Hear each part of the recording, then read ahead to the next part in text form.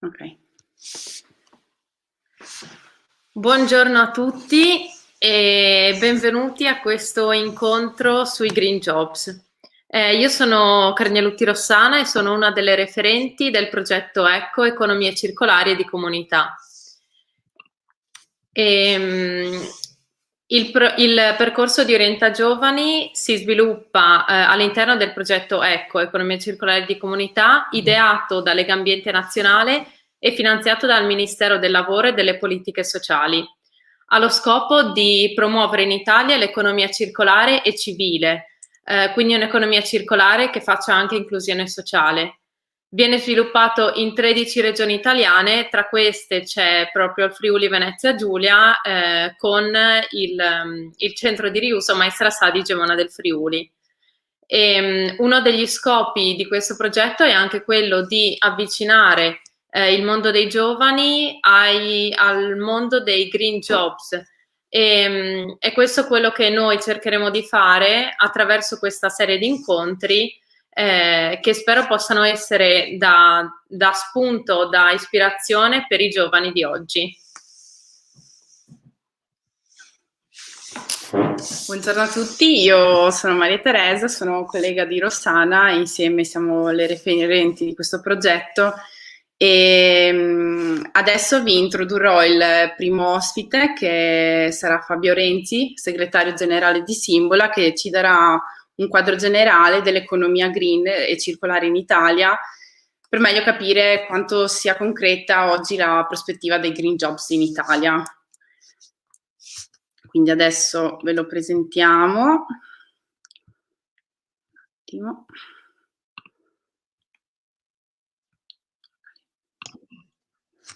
Buongiorno. Buongiorno. Buongiorno. E chiediamo la condivisione delle slide. Sì.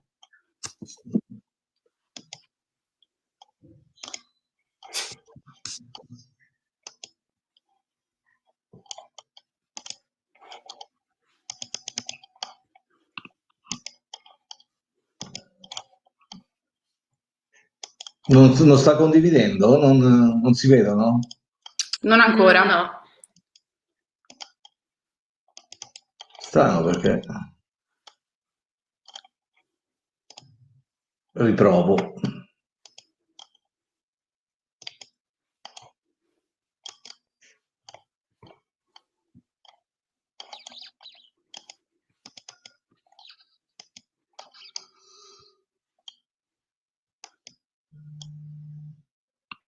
Vediamo.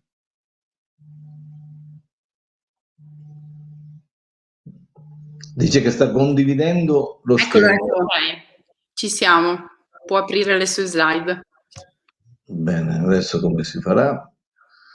Clicca su nascondi, su quella barra. Nascondi, bene. E adesso apra il PowerPoint o quello che ha, semplicemente. Sì, però dove lo ho? Sul desktop, normale. Non uscire. E niente, abbiamo perso un attimo il collegamento. Facciamomi un po' un excursus su questo incontro, intanto che aspettiamo il suo rientro. E abbiamo ideato questo percorso principalmente per le scuole. Abbiamo fatto un primo incontro sui Green Jobs, nel quale abbiamo un po' spiegato l'indagine realizzata da Legambiente con Green Factor e praticamente è stata fatta questa indagine sui Green Jobs e inoltre abbiamo parlato anche con un esperto sul Green Deal europeo e abbiamo fatto una bella introduzione con i ragazzi. Abbiamo deciso di fare questo secondo incontro in diretta con tutti quanti perché comunque sono argomenti di interesse generale, quindi ci piaceva l'idea di condividerlo a tutti. Questo secondo incontro ha lo scopo di essere un po' più pratico, quindi di vedere i risvolti dei green jobs anche all'interno del nostro territorio. Quindi avremo avremo degli interventi anche di persone di esperienze reali del territorio friulano per farci capire quanto quanto il mondo dei green job sia attuale e sia utile e sia indispensabile per il futuro. Adesso facciamo partire sì. Antonio. Allora adesso intanto che cerchiamo di recuperare Fabio Renzi, vi presentiamo Antonio Massarutto, professore dell'Università di Udine, che spiegherà un po' cosa si intende per green economy e vi darà una visione un po' con un po' di numeri e inoltre vi spiegherà anche il programma Next Generation EU, se non sbaglio. Non riesco a... In un quarto d'ora non sarà facile fare tutte queste cose, ma comunque proviamo, vediamo di condividere lo schermo. Buongiorno a tutti intanto. Vediamo se... Ora mi dovreste vedere, giusto? Mi confermate che il mio schermo si vede? Sì, confermiamo. Perfetto. Allora direi che parto un quarto d'ora, vero? Sì, va benissimo. Sì. Bene, allora dunque ho voluto dare questo titolo qui alla mia presentazione, quindi anche per cercare di usarla al fine non soltanto di spiegare cosa vuol dire green economy, un termine abbastanza abusato e spesso frainteso, ma anche capire che cosa non significa e anche e soprattutto capire per quale motivo questo slogan, questa parola chiave sarà secondo molti il punto di riferimento e la linea guida fondamentale dell'economia dei prossimi decenni. Allora inizierei molto originale, vero, parlare di pandemia di questi tempi, ma vorrei iniziare con questa riflessione, cioè noi stiamo vivendo una situazione inedita, inaspettata, che ha travolto le nostre economie, le nostre società, il nostro modo di vivere, ma come tutte le grandi calamità, come tutte le grandi catastrofi è una parola che viene dal greco, no? Qualcosa che rivolta dalle fondamenta quello che erano le consolidate routine di un mondo e obbligano a ripensarle e ridisegnarle completamente. Non è che le grandi calamità facciano cambiare il mondo, si dice niente sarà più come prima, no? Ma niente sarà più come prima non perché la calamità in sé per sé cambi il mondo, ma perché la calamità, come dice Philipp Blom, un grande storico tedesco contemporaneo, i cui libri vi invito a leggere, l'ho trovati molto stimolanti, le grandi calamità sono momenti di accelerazione, sono dei catalizzatori che rendono immediatamente evidenti e di colpo protagoniste, no? Tendenze, processi che magari erano un po' sotto traccia, stavano emergendo con una traiettoria di lungo termine, e improvvisamente la calamità le fa irrompere sulla scena in un modo che non è più possibile, ignorarle. Allora, quali sono le linee di tendenza di lungo termine di cui la green economy fa parte, evidentemente, che la pandemia ha palesemente reso evidenti a noi tutti, no? Ce ne sono tre parole chiave che secondo me ci possono essere utili per chiarire il nostro discorso. La prima parola chiave è interconnessione. Anche questa sembra una parola banale, no? L'abbiamo abusata. Cosa vuol dire? Perché l'interconnessione è una... perché l'interconnessione è qualche cosa da cui che sconvolge e modifica e travolge le nostre vite. Questa immagine, per chi fa sci alpinismo, dovrebbe essere un'immagine abbastanza nota, no? Questa è una valanga a lastroni. Questo è ciò che si verifica esattamente quando il manto nevoso è interconnesso, quindi quando fra i cristalli di neve si stabiliscono relazioni di mutua tensione, no? Quindi quando un mondo come un manto nevoso in questo caso è interconnesso, ogni piccola sollecitazione che interessa un qualsivoglia casuale punto preso a caso di questo sistema può innescare una reazione come questa che travolge l'intera comunità, l'intero manto nevoso in questo caso, no? Quindi il nostro è un mondo sempre più interconnesso in cui ognuno di noi, ogni singola cellula di questo mondo è parte di un tutto ed è in relazione sempre più stretta con questo tutto, in modi e con tipi di relazioni che sono assai difficili da discernere e da leggere a prescindere. Seconda parola chiave, qui disintermediazione, cosa vuol dire?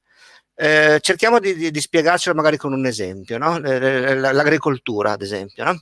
Nel mondo di ieri l'agricoltura era una filiera molto lunga che partiva dai campi, arrivava sulle nostre tavole, e se ci fate caso, se andate a studiare come era composto il valore aggiunto, il prezzo della foglia d'insalata o del pomodoro che arrivava sulla nostra tavola, vi accorgevate che una piccolissima frazione di questo valore aggiunto si produceva sui campi. Tutto il resto si produceva lungo una lunga catena di valore che appunto si può chiamare intermediazione, cioè tutti quei processi di trasporto, confezionamento, conservazione, smistamento, vendita al dettaglio e così via che erano necessari affinché il prodotto dal campo, dalla pianta, arrivasse sulla nostra tavola. Se ci pensate, questo il fatto che lungo questo processo ci fossero così tanti costi da sostenere che si traducevano in aumento dei prezzi dei beni, è una enorme inefficienza, se ci pensiamo. È un po', qui ho fatto un paragone forse un po' ardito, ma che spero riusciate a cogliere, no? È un po' come quando trasportiamo l'elettricità o l'acqua attraverso una rete, questa rete trasporta il bene che ci interessa, che viene prodotto in un punto e consumato in un punto molto lontano, e in mezzo ci sono le perdite, appunto, tutto il valore che inizialmente queste cose hanno e che si disperde per la strada. Per poterci portare una mela sul nostro tavolo occorre che il sistema produca molte mele in più, molte delle quali andranno sprecate, buttate via, marcite o eliminate, e in più sono necessari tutta una serie di passaggi, dall'imballaggio alla refrigerazione al che so io, no? Che servono appunto a finalizzare questa trasmissione di valore dal produttore al consumatore. Disintermediazione vuol dire che di colpo noi ci accorgiamo che viviamo in un mondo in cui la tecnologia ci consente di fare a meno di molti di questi passaggi intermedi, e ne fanno le spese evidentemente tutti coloro che di queste fasi intermedie erano i lavoratori, coloro che aggiungevano lavoro, no? I commercianti al dettaglio che sono stati spazzati via o corrono il rischio di essere spazzati via da Amazon, ma prima ancora che arrivasse la pandemia, no? Gli sportelli utenti delle utility che vengono sostituiti dai servizi online, le biglietterie delle stazioni che vengono sostituite dalle biglietterie elettroniche, le banche tradizionali che sono sostituite dall'home banking, no? E potrei continuare a lungo con questi esempi, no? Quindi stiamo passando da un mondo in cui c'è una produzione di massa concentrata e una lunga catena che intermedia per portare il valore al consumo finale, stiamo passando a un mondo in cui tutta questa fase viene completamente rivoluzionata. Terza parola chiave. Questo ho scritto filo corto. Cosa vuol dire filo corto? Ogni epoca storica, se ci pensate, in ogni epoca storica c'è sempre un filo più corto degli altri. Chi controlla questo filo è chi detiene in quella società il potere economico e anche il potere politico. Nel Medioevo il filo corto era il possesso della terra, per esempio. Durante la rivoluzione industriale il filo corto era il possesso dei capitali fisico e delle grandi attrezzature necessarie per la produzione di massa, no?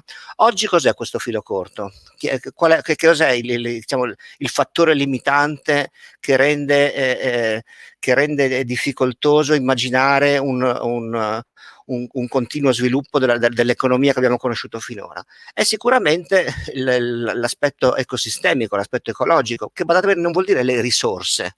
50 anni fa, quando il Club di Roma e altri avevano cominciato a fare riflessioni sul rapporto fra economia e ambiente, fra economia e risorse naturali, appunto la preoccupazione fosse che si esaurisse il petrolio, che si esaurissero le miniere, che si esaurissero gli stock di materie prime. Si diceva le materie prime sono finite, cioè sono date in quantità limitata, noi ne stiamo usando a più non posso, quindi prima o poi queste materie prime si esauriranno, ecco che occorre prospettarsi lo stato stazionario, l'economia che non cresce e così via. In realtà abbiamo capito che non è questo il nostro problema, di risorse è pieno il mondo, no? Quello che invece è il critico, e qui mi ricollego alla prima parola chiave, interconnessione, è il rapporto fra sistema umano e sistema ambientale. Questo rapporto è diventato sempre più ravvicinato, sempre più interdipendente, con interconnessioni sempre più fitte. Basti vedere come un piccolo virus nato forse da un babbuino o da qualche animale e trasmessosi all'uomo in una remota contrada dell'Asia ha scatenato questo po' di situazione in cui ci troviamo, no? Che cos'è che esemplifica al massimo grado questo filo corto? No? Oggi vanno di moda questi tipi di diagrammi, si chiamano a mazza da hockey. Un diagramma a mazza da hockey è un diagramma in cui una variabile rimane piatta, stagnante per un lunghissimo periodo, ma poi avviene qualche cosa che la fa impennare, la fa crescere in modo incontrollato e inaspettato, no? Guardate quante dimensioni, quante variabili esibiscono processi di crescita di questo tipo: la popolazione, la ricchezza materiale, il PIL, le concentrazioni di inquinanti nell'atmosfera, il consumo di risorse, il consumo di suolo, di territorio, no? Le temperature del pianeta pure, no? Questo è un grafico a mazza da hockey che ha fatto molto discutere. Ecco, insomma, tutte queste riflessioni ci portano a ritenere che le dinamiche dello sviluppo che abbiamo conosciuto finora siano portatrici di si può dire, di un regalo avvelenato, no? Di un qualche cosa che mette in crisi la stessa durevolezza e sostenibilità di questo processo di crescita. Cioè il fatto che il nostro pianeta è un pianeta che, come il mondo antico aveva le sue colonne d'Ercole, anche il nostro ha le sue colonne d'Ercole, che sono date da quei processi biologici con i quali la nostra economia interferisce sempre di più, e che, giunti a un punto critico, cioè un tipping point, a un punto di non ritorno, possono innescare dei processi di degrado irreversibile. Ecco, da questa situazione, quindi dalla evidente impossibilità di continuare una dinamica di sviluppo come quella che abbiamo conosciuto negli ultimi 2 secoli, ci sono 2 possibili risposte. Una risposta è quella di andare indietro, e l'altra risposta è quella di andare avanti evidentemente in un altro modo, no? Tornare indietro è un po' lo slogan che molti hanno portato avanti con tutti gli autori che hanno parlato di decrescita in un modo o nell'altro, no? Hanno prospettato un mondo che smette di crescere in senso materiale e che invece impara ad accontentarsi, impara a fare con meno, impara a ridurre le sue aspettative di consumo e così via, in modo tale da rendersi compatibile con i processi planetari. Che questa non possa essere la strada, però ce ne accorgiamo facilmente guardandoci intorno in questi giorni, no? Fino a qualche anno fa, fino a prima della pandemia, era molto di moda sbeffeggiare il PIL, dicendo che il PIL non misura la felicità, che la ricchezza materiale non è felicità, appunto, che il PIL non può aumentare all'infinito pena la distruzione delle risorse del pianeta e così via, e quindi invocavano la decrescita, invocavano l'utilizzo di altri modi di misurare il nostro benessere al di là del PIL e così via, no? Basta vedere cosa succede però se il PIL diminuisce o non cresce, no? Ce ne accorgiamo immediatamente, vediamo aziende che chiudono, disoccupati per le strade, code davanti alla Caritas, ingrossamento esponenziale delle file di chi è povero, di chi non si può permettere un certo tenore di vita e così via, no? Quindi, se tornare indietro non è possibile, è chiaro che la soluzione non può essere che un'uscita in avanti. Ma cosa vuol dire in avanti? Chiaramente in avanti non può voler dire moltiplicando a dismisura il tipo di impatto, il tipo di modello di sviluppo che abbiamo conosciuto finora. Un'uscita in avanti implica innanzitutto tecnologie diverse, un nuovo modo di produrre, un nuovo modo di stare al mondo, se vogliamo. Ma la tecnologia in sé per sé non ci basta, perché la tecnologia in fin dei conti già la conosciamo. Già oggi, se volessimo, potremmo con le cose che sappiamo già fare, voglio dire, venire a capo di una grande quantità di problemi ambientali e non solo, no? basta essere disposti a farlo. Voglio dire, se siamo disposti ad accettare che l'energia costi il doppio di quello che la paghiamo oggi, se invece di pagare 1,50 € il gasolio lo pagassimo l'equivalente di 3 euro al litro, magari non il gasolio ma qualche biocarburante che lo sostituisce, non avremmo affatto problemi a transitare dall'economia del petrolio, dall'economia delle fonti fossili all'economia delle fonti rinnovabili. Oltretutto già oggi, ce lo spiegherà penso poi dopo di me Renzi, moltissime tecnologie basate su fonti rinnovabili hanno già raggiunto la soglia della parità o addirittura della convenienza relativa rispetto alle fonti fossili, e se non l'hanno ancora fatto lo faranno fra breve, tutto lascia pensare che lo faranno fra breve, no? Però ripeto, non è soltanto un fatto di tecnologia, è un fatto di atteggiamento sociale verso la tecnologia, perché qui dico, dobbiamo costruire una società capace di accogliere e gestire la tecnologia, perché altrimenti rischiamo di bruciarci. Prometeo ha regalato all'umanità il fuoco, che è stata una benedizione, senza il fuoco saremmo ancora all'età della pietra, no? Ma il fuoco è pericoloso, il fuoco può anche scatenare degli incendi, quindi occorre sapere dominare e governare la tecnologia, ma governarla non soltanto nei suoi effetti materiali, ma anche appunto nei suoi effetti sociali. Quali sono gli effetti sociali della tecnologia?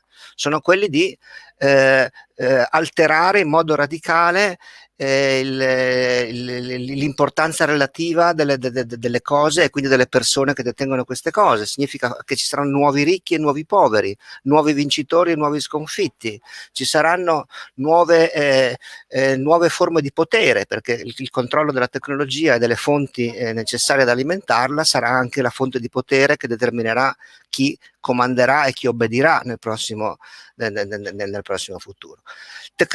Uscita in avanti, tecnologia significa anche istituzioni adeguate a supportare questa tecnologia. Qui cito un caso, anche qui mi pare che Simbola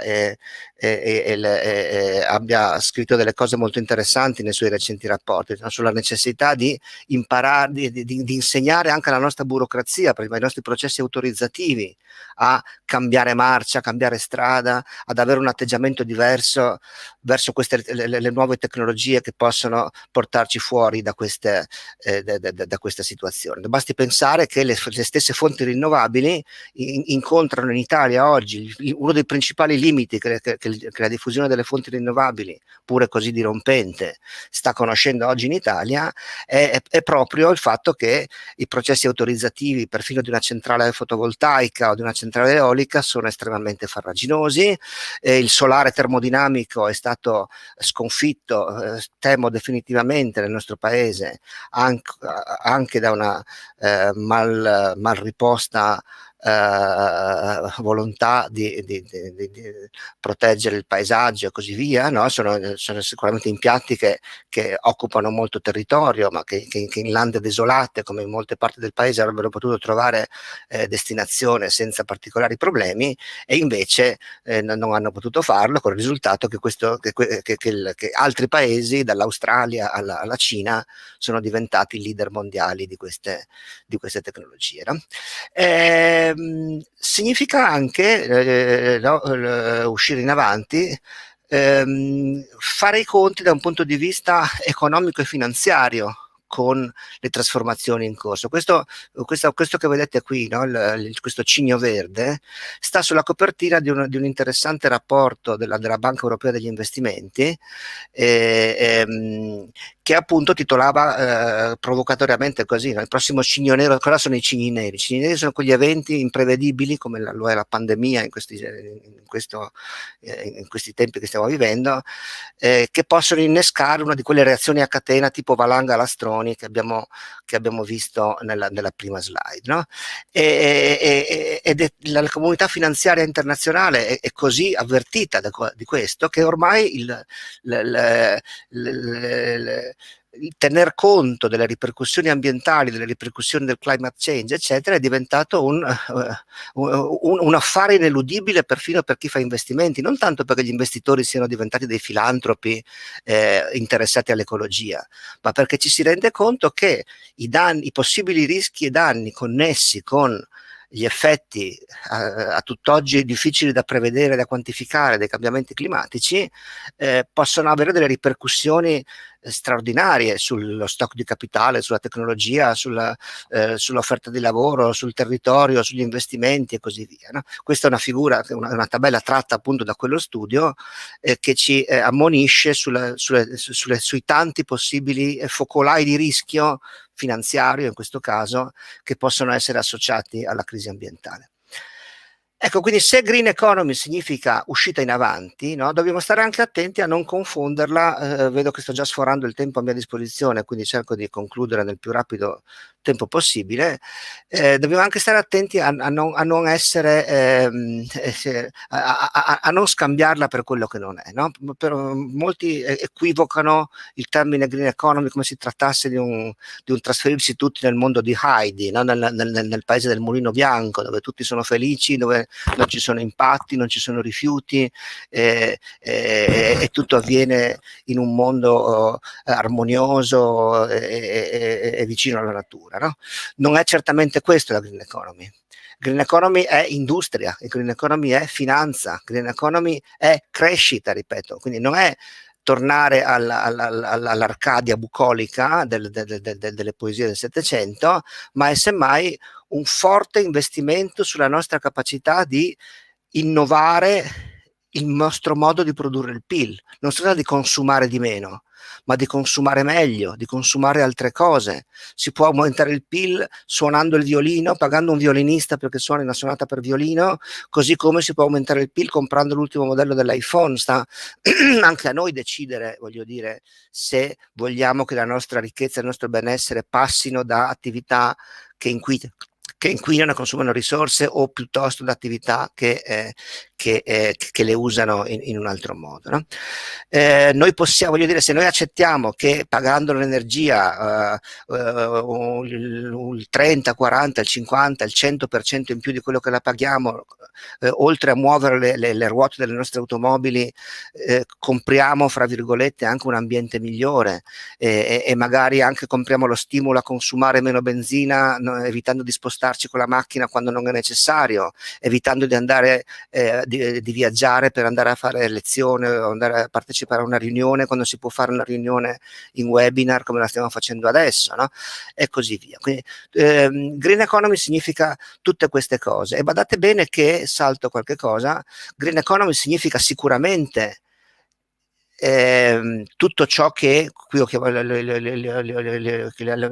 Europea li chiama fattori abilitanti, no? Quindi tutto ciò che è necessario che accada affinché la nostra economia impatti di meno. Quindi economia circolare, non più discariche, riciclo, responsabilità del produttore, riduzione delle emissioni di carbonio di almeno del 40%, questo è il traguardo che ci poniamo come agenda europea, no? Aumento dell'efficienza energetica, transito da un'economia fondata sull'usa e getta, diciamo, a quella che viene chiamata la bioeconomia, cioè una tecnologia che non si pone in antitesi con la natura, ma si pone l'obiettivo di imitare la natura.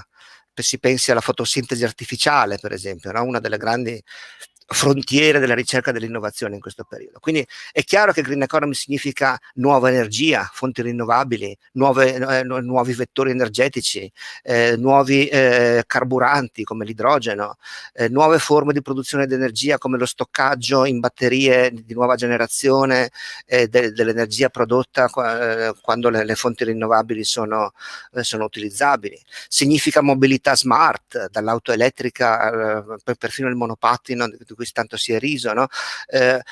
Carburanti nuovi per il trasporto pesante, modelli di smart working, come dicevo prima, nuove frontiere dell'uso della materia, nuovi materiali, nuovi modi di pensare agli imballaggi, e tutto via, no? E via di questo passo. Tutte quelle cose che noi di solito associamo alla green economy.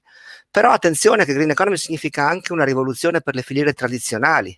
Prima abbiamo fatto l'esempio dell'agricoltura e del settore agroalimentare, ma potremmo dire lo stesso del turismo, potremmo dire lo stesso della distribuzione, per non parlare dell'edilizia, no? Pensate agli spazi smisurati che si aprono per per un'edilizia che utilizzi la bioeconomia, quindi la bioarchitettura, nuovi materiali di origine biologica, nuove soluzioni di ibridazione dell'abitato, del costruito con l'ambientale. Si pensi anche a applicazioni visionarie come il bosco verticale di Boeri, ma senza arrivare a tanto, no? Si pensi alle nuove forme di città che si costruiscono in simbiosi con gli spazi ecosistemici che le circondano, e non più come giungle d'asfalto e di cemento come le città del XX secolo a cui ci siamo abituati, no? Pure la finanza, come ho detto prima, no? Oggi chi si occupa di finanza non può non fare i conti con il bisogno di fare green finance. Cosa vuol dire green finance? Vuol dire, per esempio, quello che l'Unione Europea sta facendo di molto importante. Se ne parla poco, no? Si parla più di Next Generation EU, ma questo è un tassello fondamentale del Next Generation EU, cioè l'idea che il mondo della finanza deve disporre di strumenti per individuare, per leggere, per decifrare chi sta facendo della strada verso un mondo più sostenibile e chi invece sta andando nella direzione opposta, no?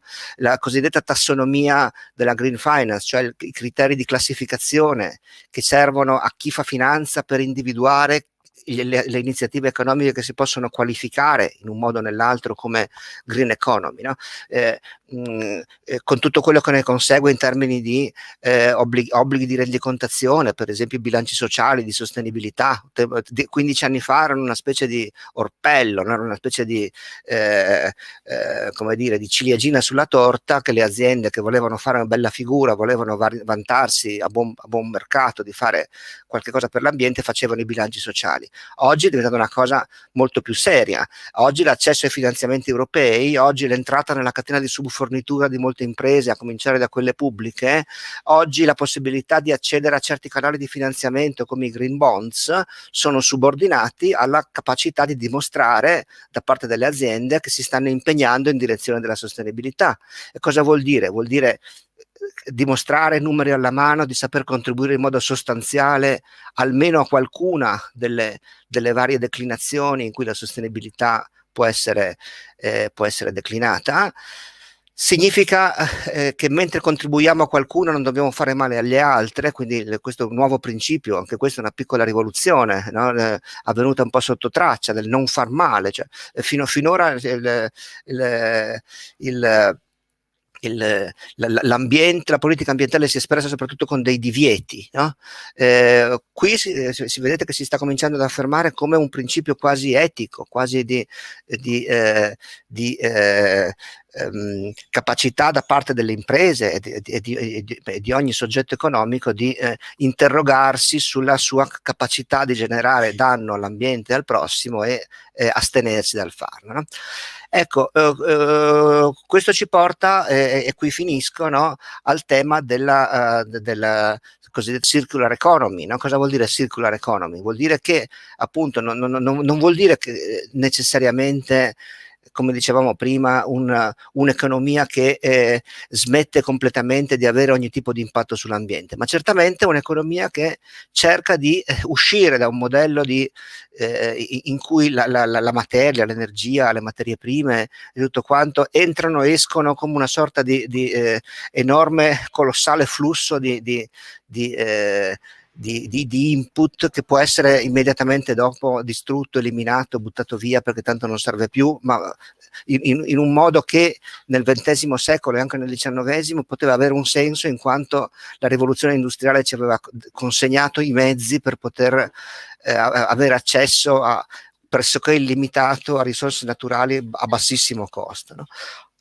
Oggi quel modello non funziona più, non perché le risorse naturali siano diventate scarse, come avevo detto, ma perché sono altri fili a essere diventati corti, e quindi questo ci porta alla necessità di ripensare la nostra economia come sul lato destro di questa figura, cioè quindi come un'economia che fa tesoro delle risorse materiali che utilizza e che cerca di impattare sia alla fonte sia allo scarico il meno possibile sulle risorse naturali e sull'ecosistema. Ripeto, è una necessità, non è un lusso, non è un qualche cosa che possiamo che possiamo mettere dopo altri obiettivi sociali e altrettanto rilevanti.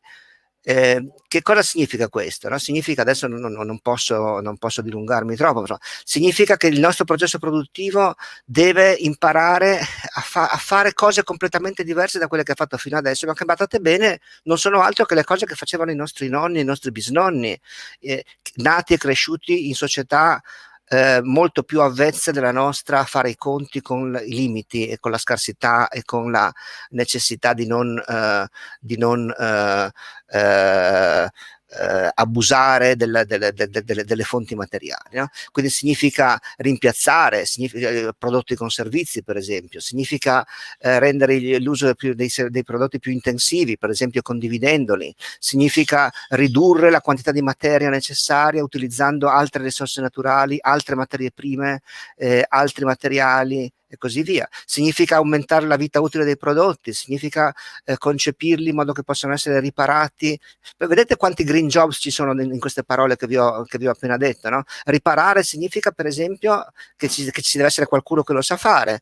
Gli artigiani che se in passato, l'ho scritto, lo faccio nel mio libro questo esempio, quando mi si bucava un calzino, mezz'ora di lavoro necessario per rammendarlo era economicamente un non senso quando 5 euro, con 5 euro, cioè il costo del lavoro medio di una persona che fa quel lavoro, è il prezzo di 5 paia di calzini nuovi. Allora che senso ha che io paghi 5 euro, uno che mi rammendi un calzino, quando con 5 euro me ne posso comprare 5 paia nuovi, no?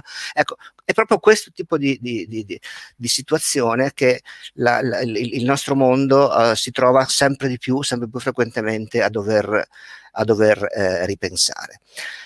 Quindi questo vuol dire che per questo insisto, no? E chi verrà dopo di me lo farà ancora di più, credo, sul fatto che la transizione verso la green economy è un grande gioco di squadra, è una grande orchestra che deve imparare a suonare una musica nuova, e in questa orchestra c'è spazio per tutti gli strumenti. Quindi green economy non è soltanto auto elettriche, ma è anche meccanici di auto elettriche, è anche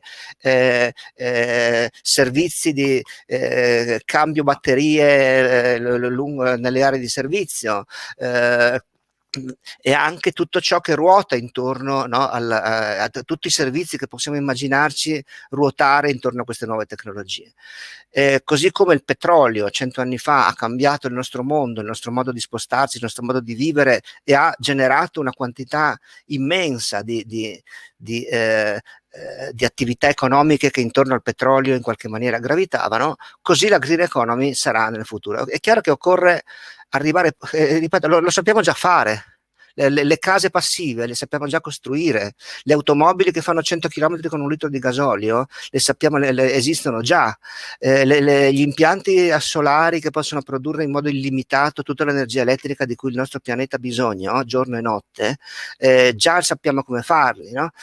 Si può fare, e tutti gli studi dei guru delle tecnologie, no? Come von Weizsäcker per esempio, o Lovins del Rocky Mountain Institute, ci confermano che non solo si può fare, ma lo sappiamo già fare, magari reinventando modi di produrre, modi di lavorare che avevamo accantonato in passato perché erano diventati roba vecchia, no? Qualche cosa di cui non c'era più bisogno, che potevamo accantonare in nome della nostra ricchezza. Il fatto che si possa fare però non significa che si farà, non significa che saremo capaci noi per primi di farlo, e non significa che noi saremo capaci di farlo meglio degli altri.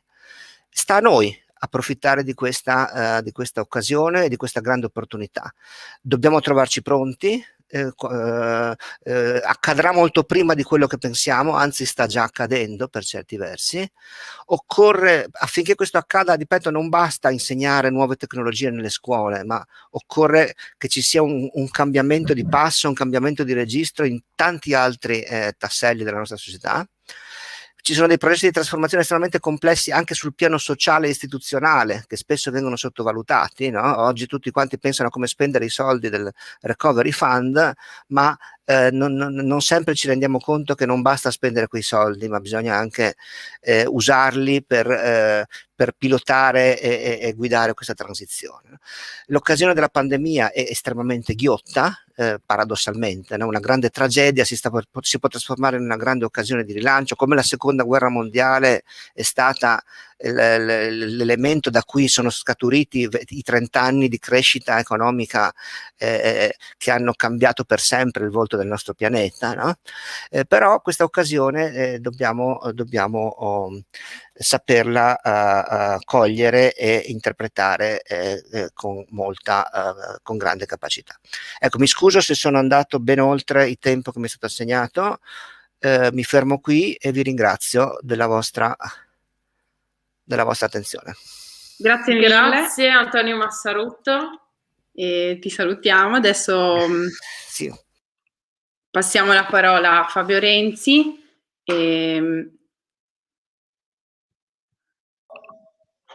Ok, Buongiorno. buongiorno. Buona assistenza tecnica. L'assistente tecnico. Chiediamo di condividere le slide. Fabio ci presenterà un quadro sull'economia green e circolare in Italia. Le vedete? Eccoci. Perfetto. Occhio, Le siamo... vedete le slide? Sì. Ah, Così, sì. così. Perfetto, adesso parla Fabio. Ciao. Grazie mille. Grazie. Buongiorno Fabio, lasciamo la parola a lei. Sì, mi sentite? Sì, benissimo.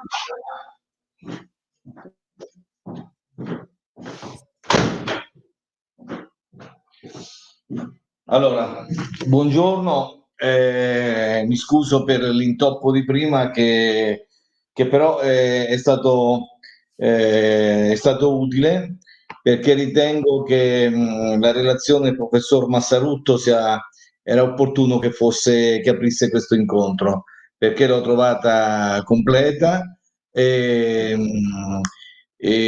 soprattutto ha dato un taglio, una visione della green economy, dell'economia circolare, allo stesso tempo generale,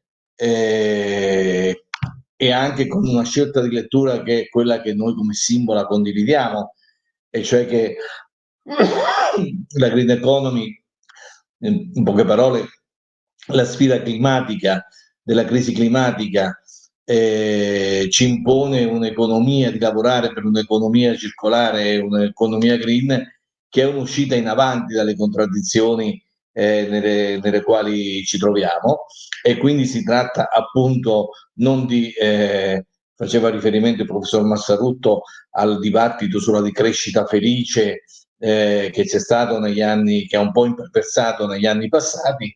Il problema non è produrre meno ricchezza, ma è produrre la ricchezza in maniera diversa, e già dimostrava nella sua relazione che molte delle cose che molte di queste cose sono già nella realtà. A noi adesso io vi presenterò questo lavoro che abbiamo fatto, che è una estrema sintesi della forza, dei punti di forza dell'Italia nel campo dell'economia circolare e della green economy, e appunto un po' per riprendere anche le cose che adesso alla fine, gli esempi che il professor Massarutto faceva, abbiamo preso questa frase di Shakespeare, del Giulio Cesare di Shakespeare: ci sono più cose in cielo e in terra, Orazio, di quante ne sogni la tua filosofia. Cioè dobbiamo essere capaci e bravi a leggere le cose che già si stanno muovendo. Lo dico perché mi pare che questo appuntamento è un appuntamento dedicato appunto soprattutto ai lavori verdi, ai green jobs, alle opportunità di lavoro. Ecco, io con questa introduzione, con questa relazione a questo punto, vi voglio dare il quadro della situazione, cioè a che punto è l'Italia, se questa economia circolare, se questa green economy è un'opportunità per l'Italia, è una sfida che l'Italia può reggere. Lo dico perché su questo l'ha richiamato anche il Presidente del Consiglio Draghi nel suo discorso insediativo. Noi italiani siamo portati ad essere molto ipercritici nei nostri confronti, e la cosa è giusta per certi versi, perché molte delle inadempienze, delle insufficienze e delle contraddizioni che anche il professor Massarutto citava sono vere e non dobbiamo essere omissivi.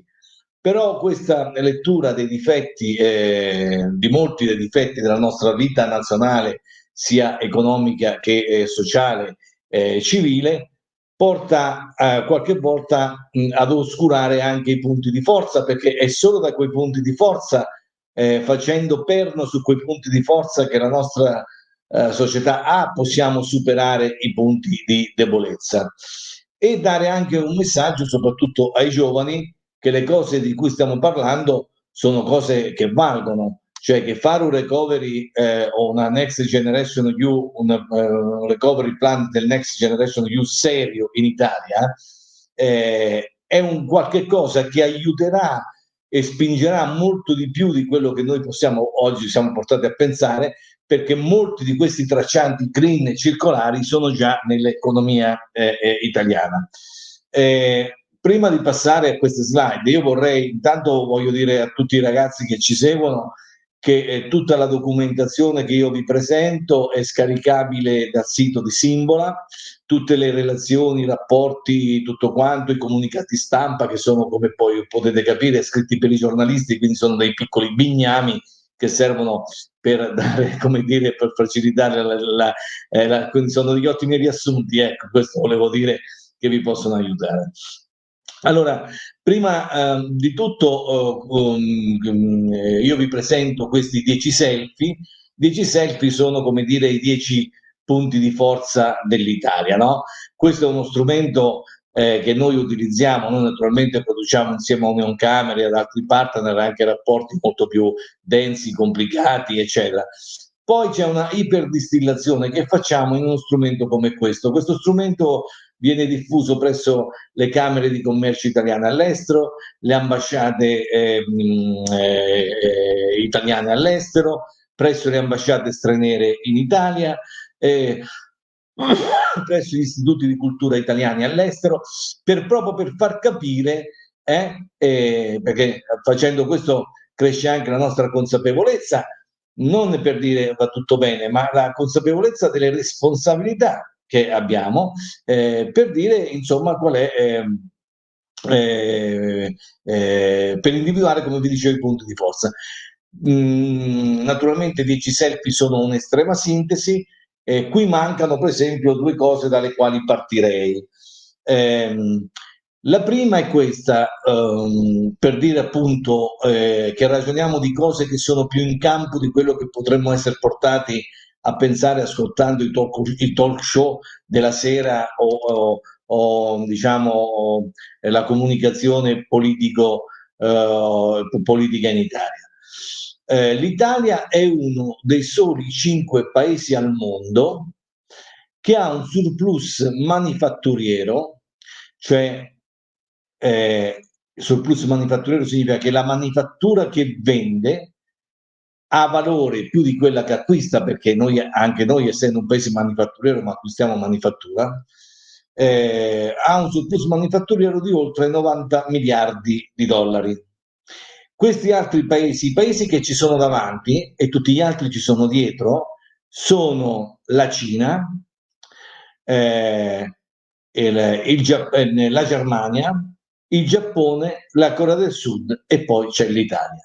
Ora, siccome voi siete giovani, siete diciamo della generazione dell'euro, una volta l'Italia esportava con la lira e faceva le esportazioni, come si dice, le svalutazioni competitive, cioè svalutando la moneta nazionale rendeva più facile, più conveniente l'acquisto dei suoi beni e servizi sui mercati. Ora no, noi siamo con l'euro e quindi significa che se ci pagano questi prodotti in euro, e noi abbiamo concorrenti, perché le macchine utensili non le fanno solo gli italiani, le fanno anche i turchi, i mobili non le fanno solo gli italiani, li fanno anche i polacchi i mobili. Ecco, se ci acquistano questi beni e servizi con una moneta importante come l'euro, significa che molte di quelle domande culturali, di quegli orientamenti culturali orientati alla sostenibilità, all'attenzione all'ambiente, e che poi portano al cambiamento degli stili di vita e alle preferenze di acquisto, quindi per prodotti che rispondono a questi orientamenti, sia che molte delle nostre beni e servizi già incorporano questi valori e questi valori si sono trasformati in processi produttivi.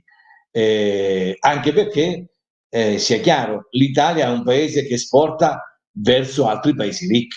L'Italia esporta molto verso l'Europa, verso la Germania, verso gli Stati Uniti d'America, verso il Canada, alcuni beni e servizi verso la Russia. Insomma, i nostri beni e servizi sono per mercati importanti, per mercati ricchi. Ecco, noi siamo il quinto paese che ha un surplus manifatturiero superiore a 90 miliardi di dollari. Tutti gli altri paesi stanno dietro, hanno il deficit.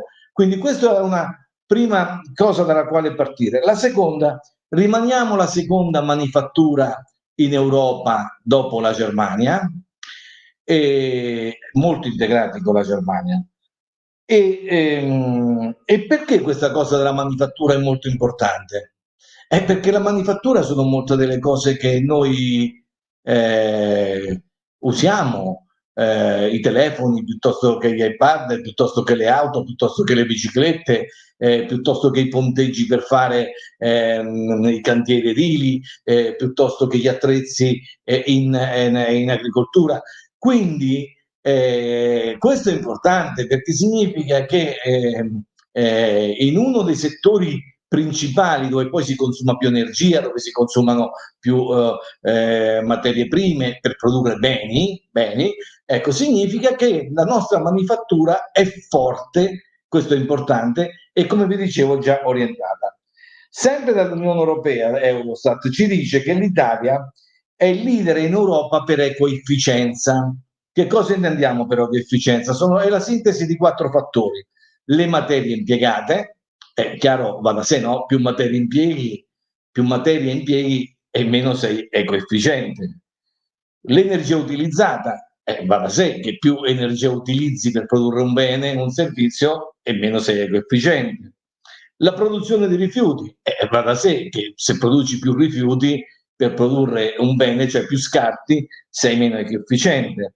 E 4 emissioni atmosferiche, e va da sé che se produci più CO2, se emetti più CO2 per i tuoi processi lavorativi, sei meno. Ecco, l'Italia in Europa è il leader in ecoefficienza, cioè noi siamo virtuosi in tutti questi 4 fattori e rispetto a una media europea dell'Unione Europea 100, punteggio è 100, secondo dei punteggi che vengono dati, l'Italia ha prestazioni pari a 143,9 e i grandi paesi europei hanno una media di 126,7.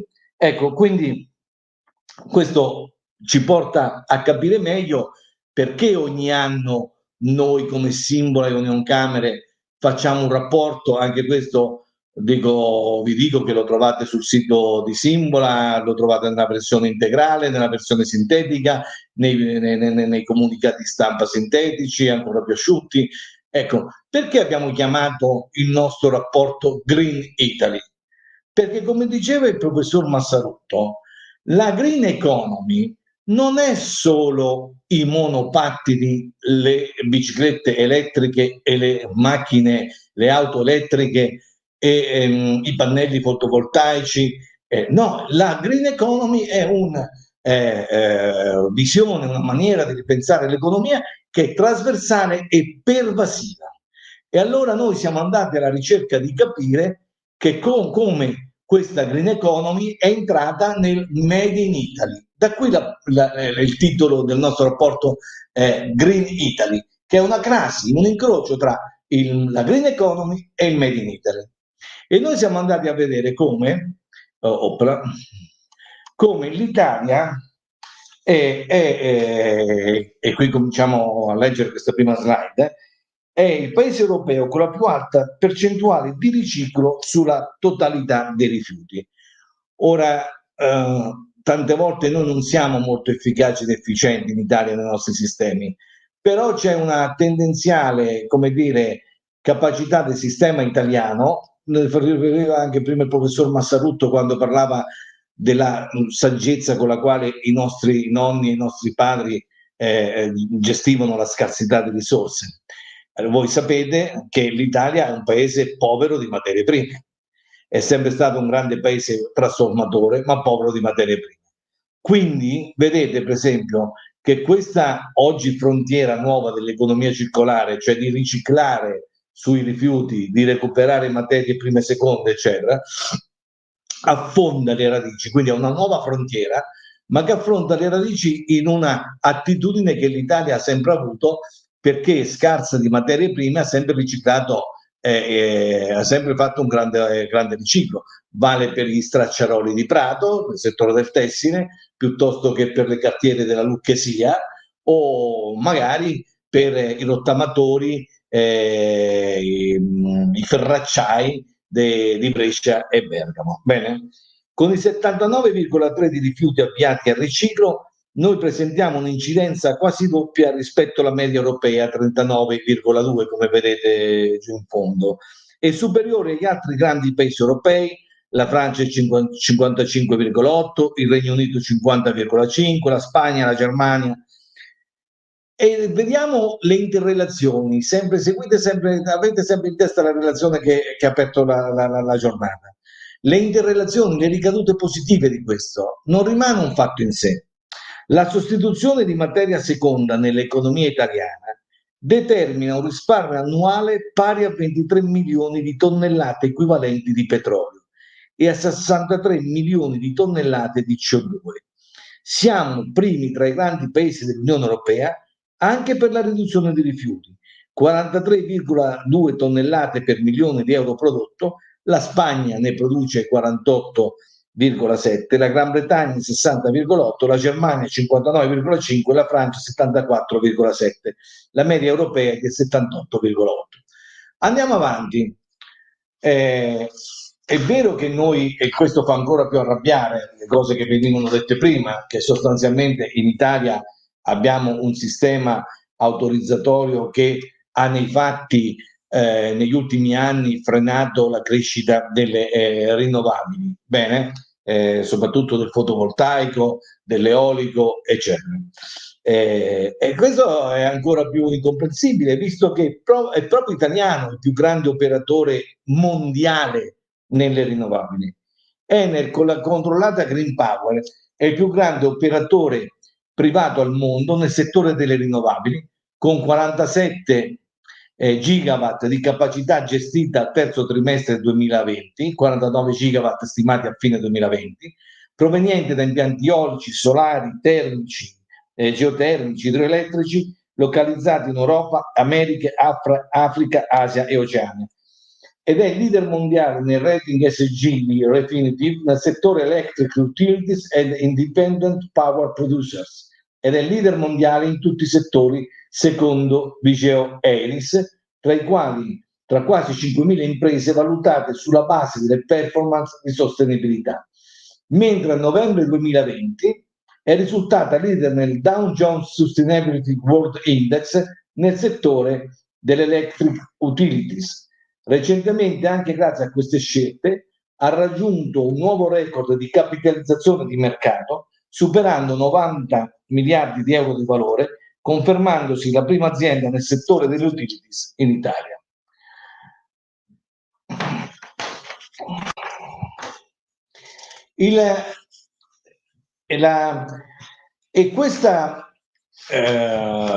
Questa presenza, questa diffusione della green economy nel sistema produttivo italiano è rappresentata da quelle oltre 432.000 imprese italiane nell'industria dei servizi con dipendenti, quindi il 31,2% del totale, che hanno investito in questi anni, nel periodo 2015-2019, in prodotti e tecnologie green. Ora è importante questo che vi sto dicendo. Vi sto dando un dato che non significa che queste imprese, questo 32,2%, sono imprese green al 100%. Bene? ma stiamo dicendo che sono imprese che hanno investito nel periodo 2015-2019 in prodotti e tecnologie green. Quindi magari sono imprese che sono dentro un processo che avrà magari anche delle contraddizioni, magari sono brave, si alimentano di energie rinnovabili, hanno ottimizzato la gestione dell'energia, però magari sono indietro in altri settori e in altre parti. Quindi la cosa che la cosa che ci interessava, e questa è la cosa che penso che sia più interessante, non è tanto quella quota di imprese che possono dirsi, che hanno tutti, diciamo, i criteri per dirsi, ma il processo che invece muove dentro un grande paese manifatturiero come l'Italia, per i dati e i motivi che vi dicevo adesso. E quindi quello che succede, cioè succede che queste imprese hanno cominciato a capire che questa frontiera della green economy e dell'economia circolare è la frontiera sulla quale, come dice Massarutto, debbono giocarsi il loro futuro, e quindi debbono capire come produrre ricchezza secondo questi nuovi parametri rispettosi dell'ambiente, dei lavoratori, delle comunità, eccetera, eccetera. Quindi è un processo interessante, perché in pratica quasi 1 su 3 delle imprese italiane ha fatto e sta facendo questi investimenti. Un valore in crescita rispetto al quinquennio precedente, quando erano state 345.000, quasi il 24% del totale. Un dato che cresce nelle imprese guidate da imprenditori under 35, dove la quota delle investitrici è stata pari al 47%. Questo è un dato molto importante, cioè più le imprese hanno imprenditori giovani, in questo caso under 35, più cresce la loro quota, più queste sono investitrici. Dal 2015 il numero di investimenti è quasi triplicato, passando da una quota del 7,9 delle imprese al 21,5 del 2019, pari a 300.000 imprese. Guidano gli investimenti sull'efficienza energetica e le fonti rinnovabili, insieme al taglio dei consumi di acqua e rifiuti, ecco quello che vi dicevo prima, no? E diciamo investimenti anche differenziati. Seguono la riduzione, quindi ripeto, guidano gli investimenti sull'efficienza energetica e le fonti rinnovabili, insieme al taglio dei consumi d'acqua e rifiuti. Seguono la riduzione delle sostanze inquinanti e l'aumento dell'utilizzo delle materie prime seconde. Le imprese che investono nel green esportano e innovano di più e generano più lavoro, e sono oggi 3,1 milioni i green jobs in Italia. Naturalmente anche qui, secondo quella, per questo mi appoggio sulla relazione che mi ha preceduto, secondo quella impostazione che diceva prima, attenti, perché anche mestieri tradizionali sono oggi, diciamo, si sono mantenuti, si sono riposizionati, perché si sono incrociati con queste nuove domande green, eccetera. Questo è molto interessante, perché questo è uno studio, questa slide che vi faccio vedere, è uno studio che non è che sono dati che non sono stati elaborati da Simbola e da Unioncamere, no?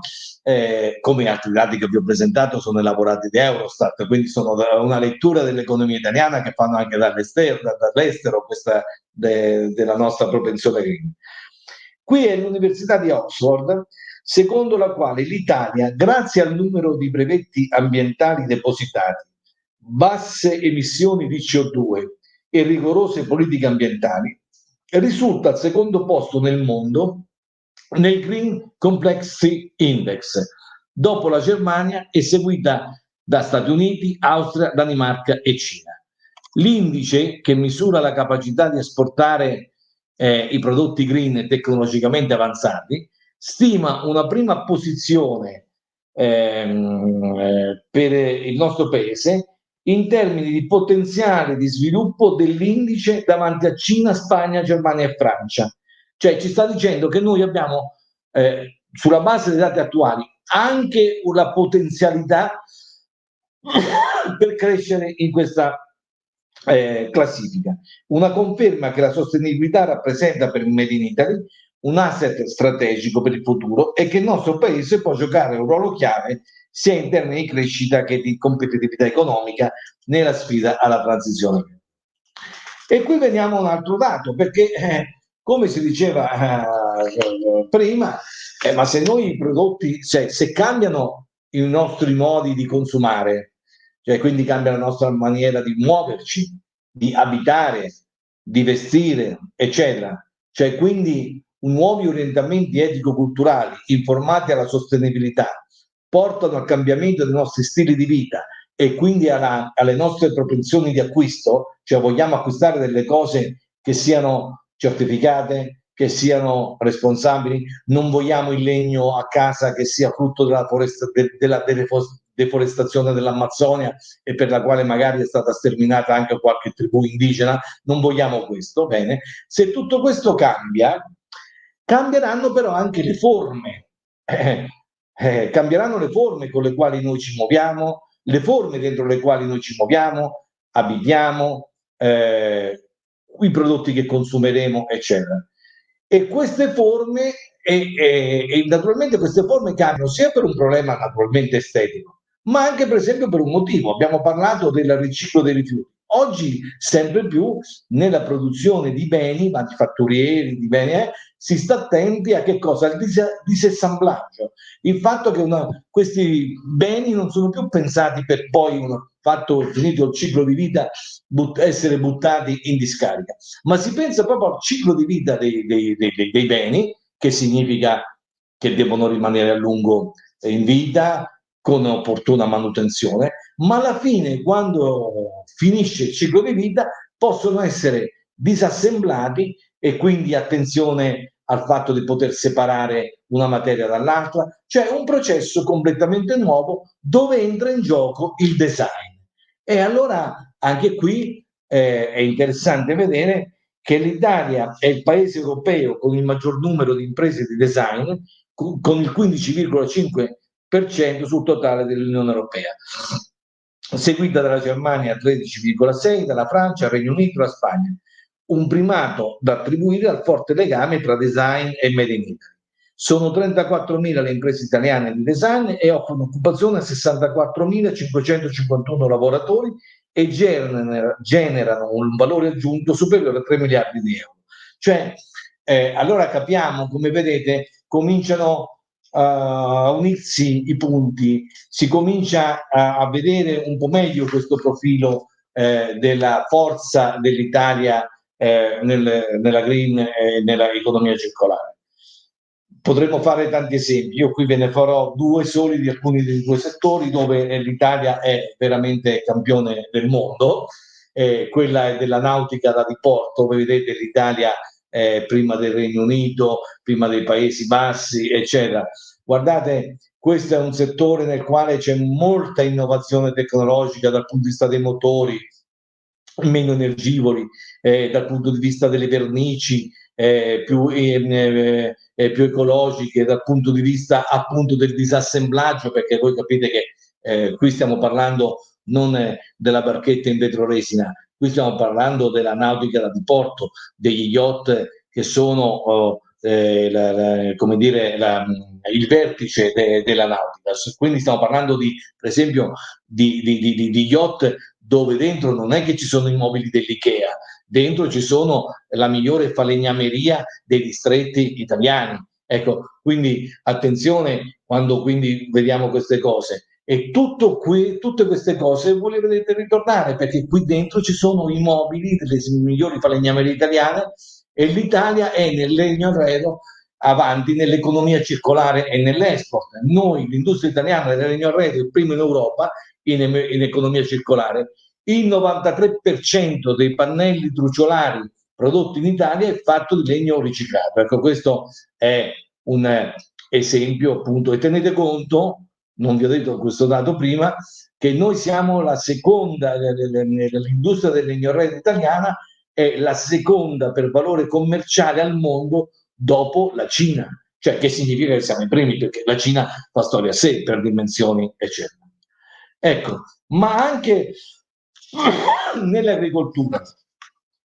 L'agricoltura italiana è tra le più sostenibili in Europa, con una quantità di emissioni, vedete, noi emettiamo di emissioni pari a 30 milioni di tonnellate di CO2 equivalenti, che sono nettamente inferiori a quelle della Spagna, 39, del Regno Unito 41-66, quindi siamo molto più virtuosi. Questo è un settore nel quale dal 2011 al 2018 c'è stata una riduzione dell'utilizzo di pesticidi del 20%, e poi siamo, diciamo, leader,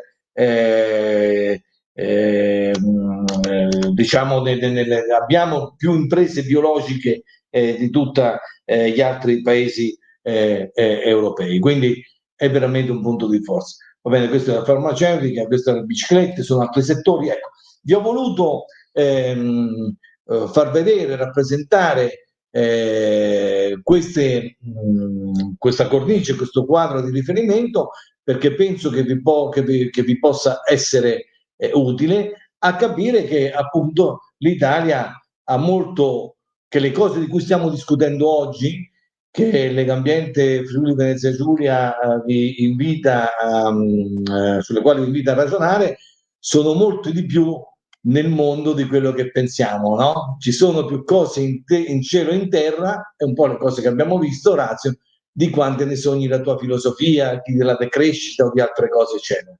La prospettiva è quella invece di capire come aiutare l'evoluzione di un paese così forte economicamente, anche se con tante contraddizioni, che ha tutte le chance per essere leader e protagonista della nuova economia che verrà, e che se sarà capace di far questo vi potrà offrire delle opportunità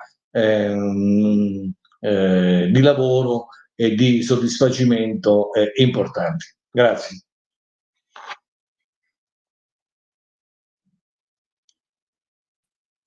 Ti ringraziamo Fabio per l'intervento. E adesso passeremo alla seconda parte dell'incontro, in cui daremo più una visione pratica e comunque reale della situazione anche in regione, delle varie realtà green. E passerò la parola a Claudia Silvestro, responsabile dell'area ambiente di Confindustria Udine.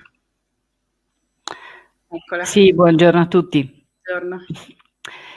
Allora, io faccio una brevissima, ma veramente 2 minuti per presentare me, la mia collaboratrice assistente Camilla e un po' Confindustria. Poi condivideremo noi le slide, quindi Camilla affronterà il discorso dei green jobs, diciamo più nuovi, e io parlerò un pochino invece della trasformazione dei mestieri più tradizionali.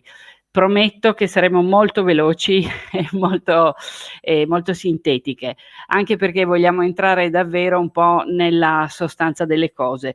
Allora, uso me come esempio del fatto che io sono laureata in scienze agrarie, non c'erano ai miei tempi le scienze ambientali e tutte le varie facoltà, l'ingegneria sostenibile, quello che è venuto dopo, ma mi sono sempre occupata a livello professionale di inquinamento. Ho cominciato con quello agricolo, mi sono occupata della prima crisi grossa che c'è stata in Italia negli anni 90 sull'inquinamento da atrazina nelle falde, un inquinamento tipicamente appunto da concimazione agricola, da pesticidi, poi dei nitrati, questo è un problema che in realtà c'è ancora, quindi l'eccesso di concimazione anche per gli effluenti zootecnici, e poi ho cominciato a occuparmi, trasferendomi in Friuli, perché io vengo dal Piemonte, prima proprio di rifiuti, quindi rifiuti urbani, rifiuti speciali, industriali, discariche, termovalorizzatori, anche negli anni in cui c'erano molti conflitti ambientali. E poi da ormai parecchi anni sono passata in Confindustria Udine come consulente ambientale delle industrie, cercando, diciamo, di aiutare le imprese a essere conformi alla normativa ambientale, magari a fare dei miglioramenti ambientali, cercando però anche di mantenerle aperte queste fabbriche, perché comunque il punto d'equilibrio è sempre quello sulla tutela o l'eccesso di tutela a volte, la normativa molto impattante e poi invece il fatto che le fabbriche devono continuare ovviamente a lavorare. C'è stato un grande cambiamento negli ultimi 20 anni, cioè da quando ho cominciato a lavorare per l'inquinamento come consulente sull'inquinamento industriale, e adesso si parla molto più di green economy, di economia circolare, e anche a livello di consulenza sulle aziende ci troviamo ad affrontare la volontà spesso delle imprese a entrare nell'economia circolare, magari in parte già lo sono, però ci sono dei blocchi, dei freni, la burocrazia è già stata detto, ce ne sono anche altri. Io e Camilla abbiamo elaborato per esempio un piccolo questionario di autovalutazione per le imprese della propria propensione alla circolarità, perché alcuni non sapevano e non sanno neanche di essere già sulla strada di una circolarità. È chiaro, le imprese, un'azienda industriale parte soprattutto col discorso del profitto, di restare aperti, di lavorare, di investire. Però grazie proprio anche a questa propensione, l'abbiamo visto, l'hanno detto prima i relatori, cercano di risparmiare sul prezzo dell'energia, cercano di trovare delle alternative sulle materie prime, quindi utilizzando gli scarti. Quindi in realtà certe situazioni sono già economia circolare senza saperlo, si tratta di portarli anche a un livello di consapevolezza. Bene, questo in generale per spiegare il lavoro che facciamo io e Camilla sulle imprese associate a Confindustria Udine, che sono circa 700 e sono soprattutto piccole imprese sotto i 10 dipendenti, ce n'è poche di grosse, delle realtà strutturate magari ve le spiego meglio dopo.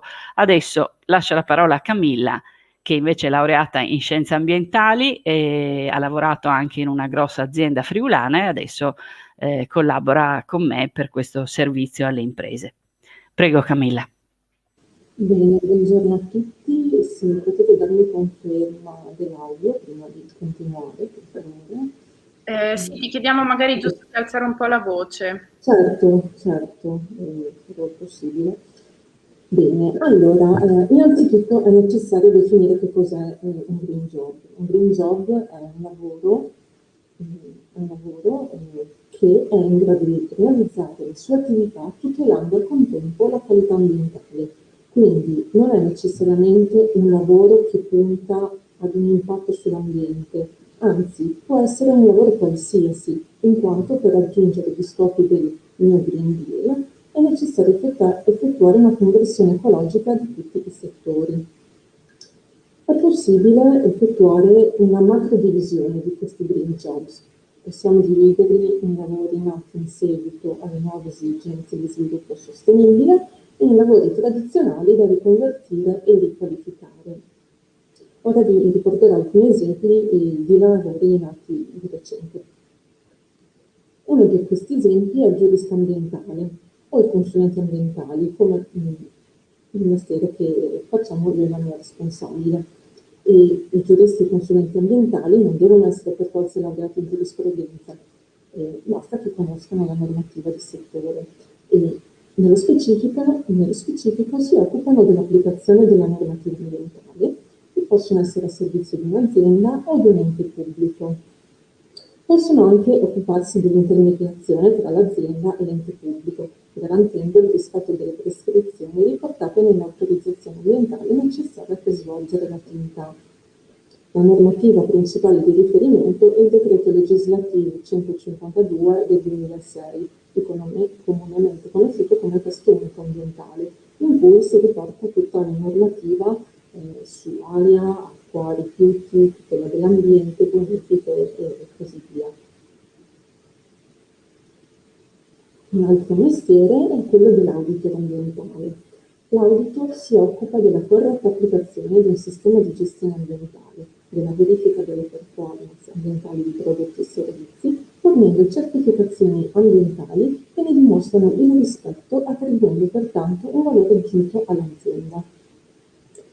Gran parte delle certificazioni ambientali sono basate su specifiche norme ISO, ovvero delle linee guida sviluppate dall'Organizzazione Internazionale per la Normazione. Alcuni esempi di certificazioni ambientali sono l'OCA, che è una metodologia analitica e sistematica che valuta l'impronta ambientale di un prodotto o un servizio lungo il suo intero ciclo di vita. Un'altra certificazione ambientale è la ISO 14001, la quale fissa i requisiti di un sistema di gestione ambientale di un'azienda o qualsiasi altra organizzazione. Poi possiamo trovare la carbon footprint, l'Ecolabel, magari più conosciuti, la FSC, a tutela delle risorse forestali. Anche l'analisi ambientale è molto importante, sempre per quel che riguarda la normativa ambientale. Infatti, per essere applicata è necessario effettuare analisi chimiche e biologiche periodiche sui materiali in ingresso e in uscita dei processi produttivi. Quindi è necessaria la presenza di campionatori ambientali e tecnici di laboratorio, al fine di rilevare i contenuti inquinanti nei rifiuti, nelle emissioni in atmosfera e nelle acque di processo. Una nuova figura professionale è quella dell'ingegnere industriale sostenibile, introdotta di recente anche all'Università di Udine. L'ingegnere industriale per la sostenibilità ambientale sarà in grado di integrare l'ingegneria industriale di processo con tecnologie specificatamente orientate alla sostenibilità e al miglioramento dell'impronta ambientale dei processi stessi, riuscendo a gestire, ottimizzare e supportare la progettazione e l'innovazione dei processi produttivi, salvaguardando l'ambiente e il consumo di risorse. Avrà un ruolo fondamentale anche nelle nuove tecnologie per il riciclo dei rifiuti, quindi per le tecnologie di pulizia, trasformazione fisica e chimica dei materiali, al fine di rendere questo rifiuto un nuovo prodotto. Tutto questo nell'ottica di una simbiosi industriale, cioè cosa vuol dire? Quando un rifiuto di un'azienda diventa una risorsa per un'altra. Tutto questo nell'ottica dell'economia circolare. E a fianco dell'ingegnere industriale ci sarà il tecnico per la sostenibilità e l'economia circolare, che è un profilo tecnico superiore che può trovare impiego in piccole e medie imprese e grandi aziende nei settori delle costruzioni, dell'industria, dell'agroalimentare, in società di consulenza, in tutti gli ambiti che necessitano di una valutazione di impatto ambientale e un'analisi di sostenibilità. Sarà inoltre in grado di gestire il sistema di coltura dell'azienda, aumentando la sostenibilità dei processi industriali, valutare l'impatto delle prestazioni aziendali dell'ecosistema, implementando e promuovendo politiche per la tutela dell'ambiente, il risparmio energetico, la salute e la sicurezza sul lavoro, ottimizzando i processi, i prodotti e i servizi a favore di un'economia circolare. Anche l'informatica sarà coinvolta nella rivoluzione green, in quanto gran parte dell'Internet of Things riguarderà i sistemi per l'efficientamento energetico domestico, come la gestione a distanza degli impianti di riscaldamento, degli elettrodomestici, anche dell'efficientamento energetico industriale e dei sistemi di automazione. Ruolo importante avrà anche quella del bioinformatico, fondamentale per la collaborazione con i laboratori di biologia e di genomica. Il ruolo dell'informatico sarà importante anche per la programmazione di centraline per il monitoraggio di matrici ambientali, ad esempio per il monitoraggio di inquinanti in atmosfera, dove magari si può anche mandare un segnale di allarme quando una concentrazione supera il limite prestabilito. Anche dei lavori che possono essere dei nuovi green jobs, possono essere i restauratori, in quanto nell'ottica di un futuro più circolare molti oggetti saranno recuperati, restaurati e rimessi in commercio invece di essere smaltiti in discarica.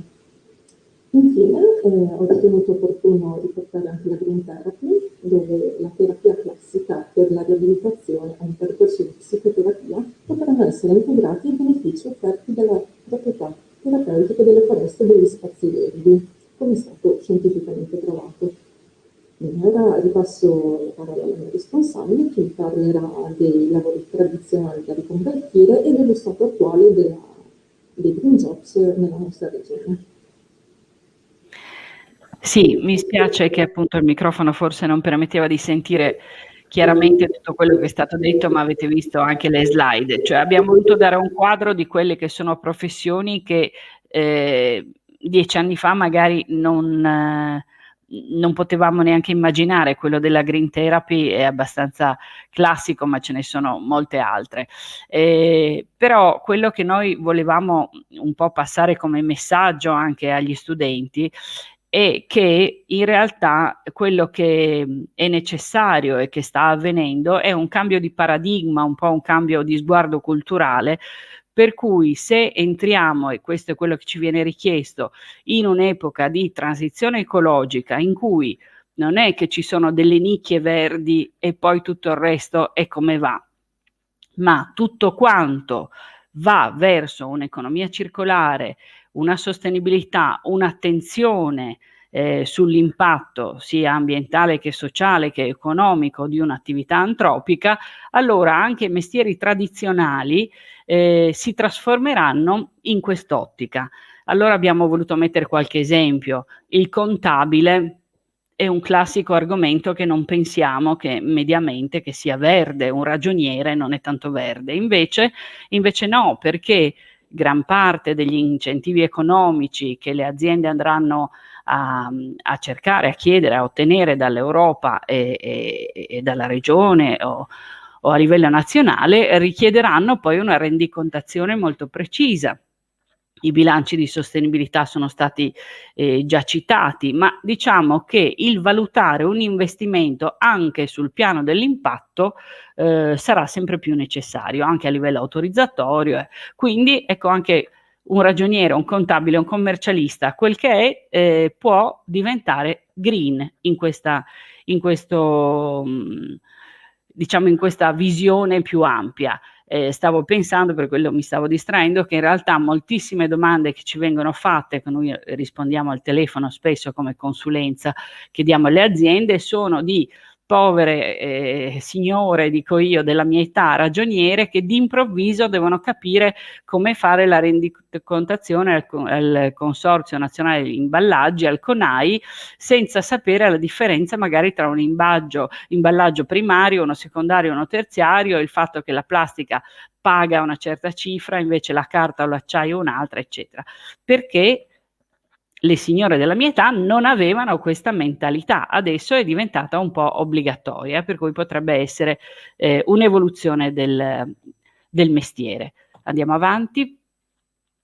Il marketing, anche i commerciali, tutta la grande rete commerciale poteva disinteressarsi fino a qualche tempo fa dell'aspetto della sostenibilità, non è più così, anche perché abbiamo visto una questione di immagine, di reputazione, di promozione dei prodotti, perché la domanda anche dei consumatori finali è sempre più orientata a osservare anche questo tipo di prestazione del prodotto. Quindi la sostenibilità va valutata anche se sei un, diciamo, promotore, un addetto al marketing o un commerciale. Avanti. Questo è un altro classico profilo che le industrie non trovano abbastanza, infatti anche gli ITS, cioè gli istituti di alta specialità parauniversitario, certe lauree, vengono molto richiesti sempre in azienda, i meccatronici cosiddetti, cioè quello che una volta era il meccanico che si occupava della manutenzione degli impianti, del loro buon funzionamento. In realtà anche questo tipo di profilo professionale dovrà aggiungere una competenza green nel senso dell'economia, dell'efficienza, eccetera, eccetera. Dovrà capirne di elettricità, di motori elettrici, di carburanti, di fonti di energia, ma dovrà tutto vederlo in quell'ambito che abbiamo citato, che è quello della sostenibilità. Avanti. Beh, questi sono altri argomenti che tutti voi conoscete, che tutti conosciamo. L'attenzione a una moda più sostenibile fa parte dell'uscita da quell'idea di consumismo sfrenato e di indifferenza per le risorse e per il finale del prodotto, quindi tutto quello che è interessato all'impatto anche di elementi così forti come quelli della moda, dei vestiti, eccetera. Il tessile non è un settore che qui in Friuli abbiamo così più forte, lo era più tradizionalmente, però ci sono alcuni buoni esempi anche qua. E spesso, voglio dire, anche ottime idee di riciclo e di riuso di materiali nell'ambito della moda trovano poi delle difficoltà di tipo burocratico. Penso qualche anno fa che gli scarti dei pellami delle concerie di Vicenza venivano acquistate da Gucci o chi per lui per fare i cinturini degli orologi griffati, e in realtà erano considerati rifiuti, quindi era difficile anche poterli utilizzare al di fuori della norma. Abbiamo una normativa ambientale in Italia molto molto pesante, molto molto articolata, che poi a volte è più di intralcio, non parlo quelle di tutela, parlo di quelle autorizzatorie, come si diceva prima, per cui non riesco anche a fare tanta innovazione, non riesco ad avere delle buone idee, perché mi viene impedito poi da delle norme che sono rimaste a 20 anni fa. Abbiamo delle leggi anche molto vecchie. Adesso l'Europa sta spingendo molto per una, diciamo, rivisitazione, per un refreshing di tutto il corpo normativo, cosa che sta avvenendo man mano. Avanti.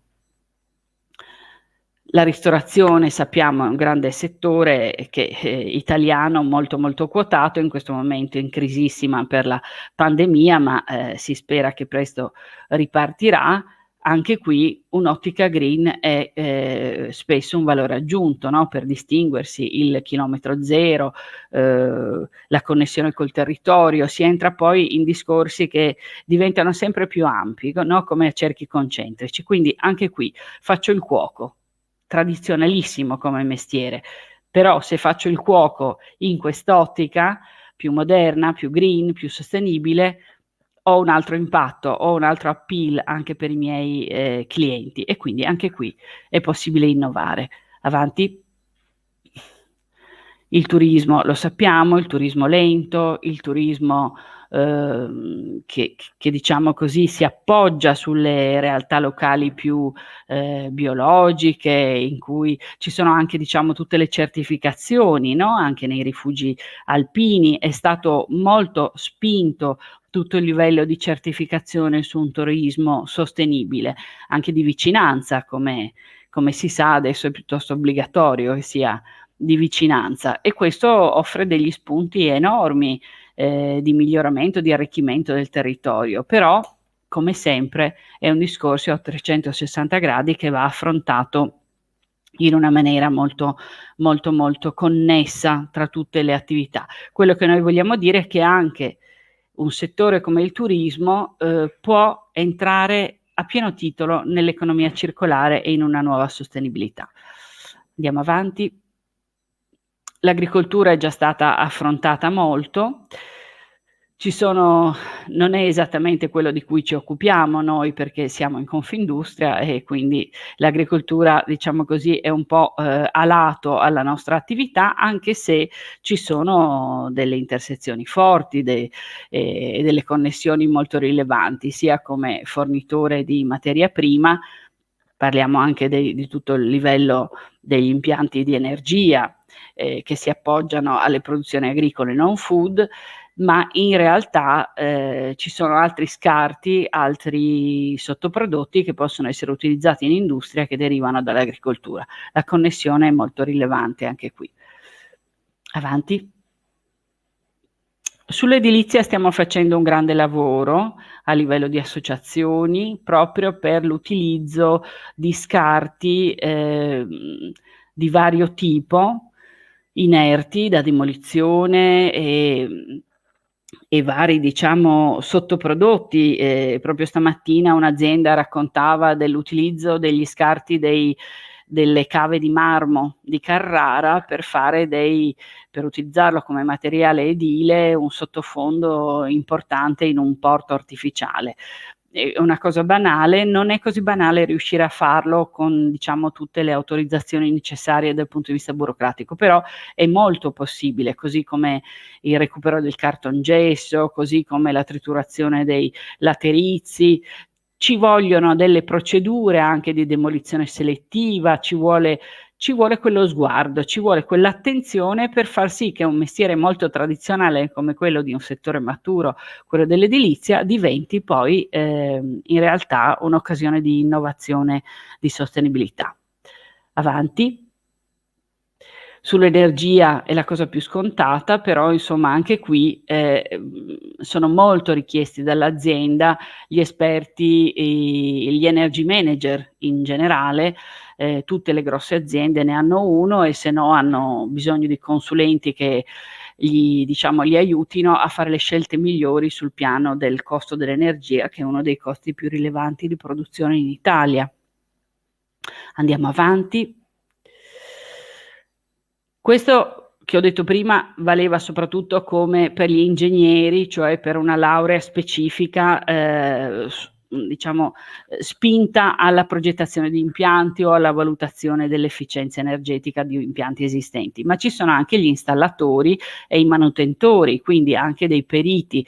Tutto quello che vi sto dicendo comunque si coglie, spinge a dire che se volete occuparvi di ambiente in generale o fare anche un lavoro tradizionale però nell'ottica green, le competenze scientifiche, tecnico-scientifiche servono, e servono a tutti, a maschi e femmine, ma diciamo lo spingo molto sulle donne e sulle ragazze, perché di solito hanno un po' più di resistenza a occuparsi di facoltà scientifiche. Io dicevo prima che ero laureata in agraria, a me è servita tanto la base però che ho avuto in chimica, in biologia, cioè tutte diciamo le nozioni scientifiche servono a capire l'ambiente, perché l'ambiente è basato su questo. Quindi abbiamo detto prima, servono poi anche le nozioni giuridiche, serve capirne di diritto amministrativo, serve capirne di comunicazione, però una base scientifica secondo me è molto necessaria per occuparsi di ambiente.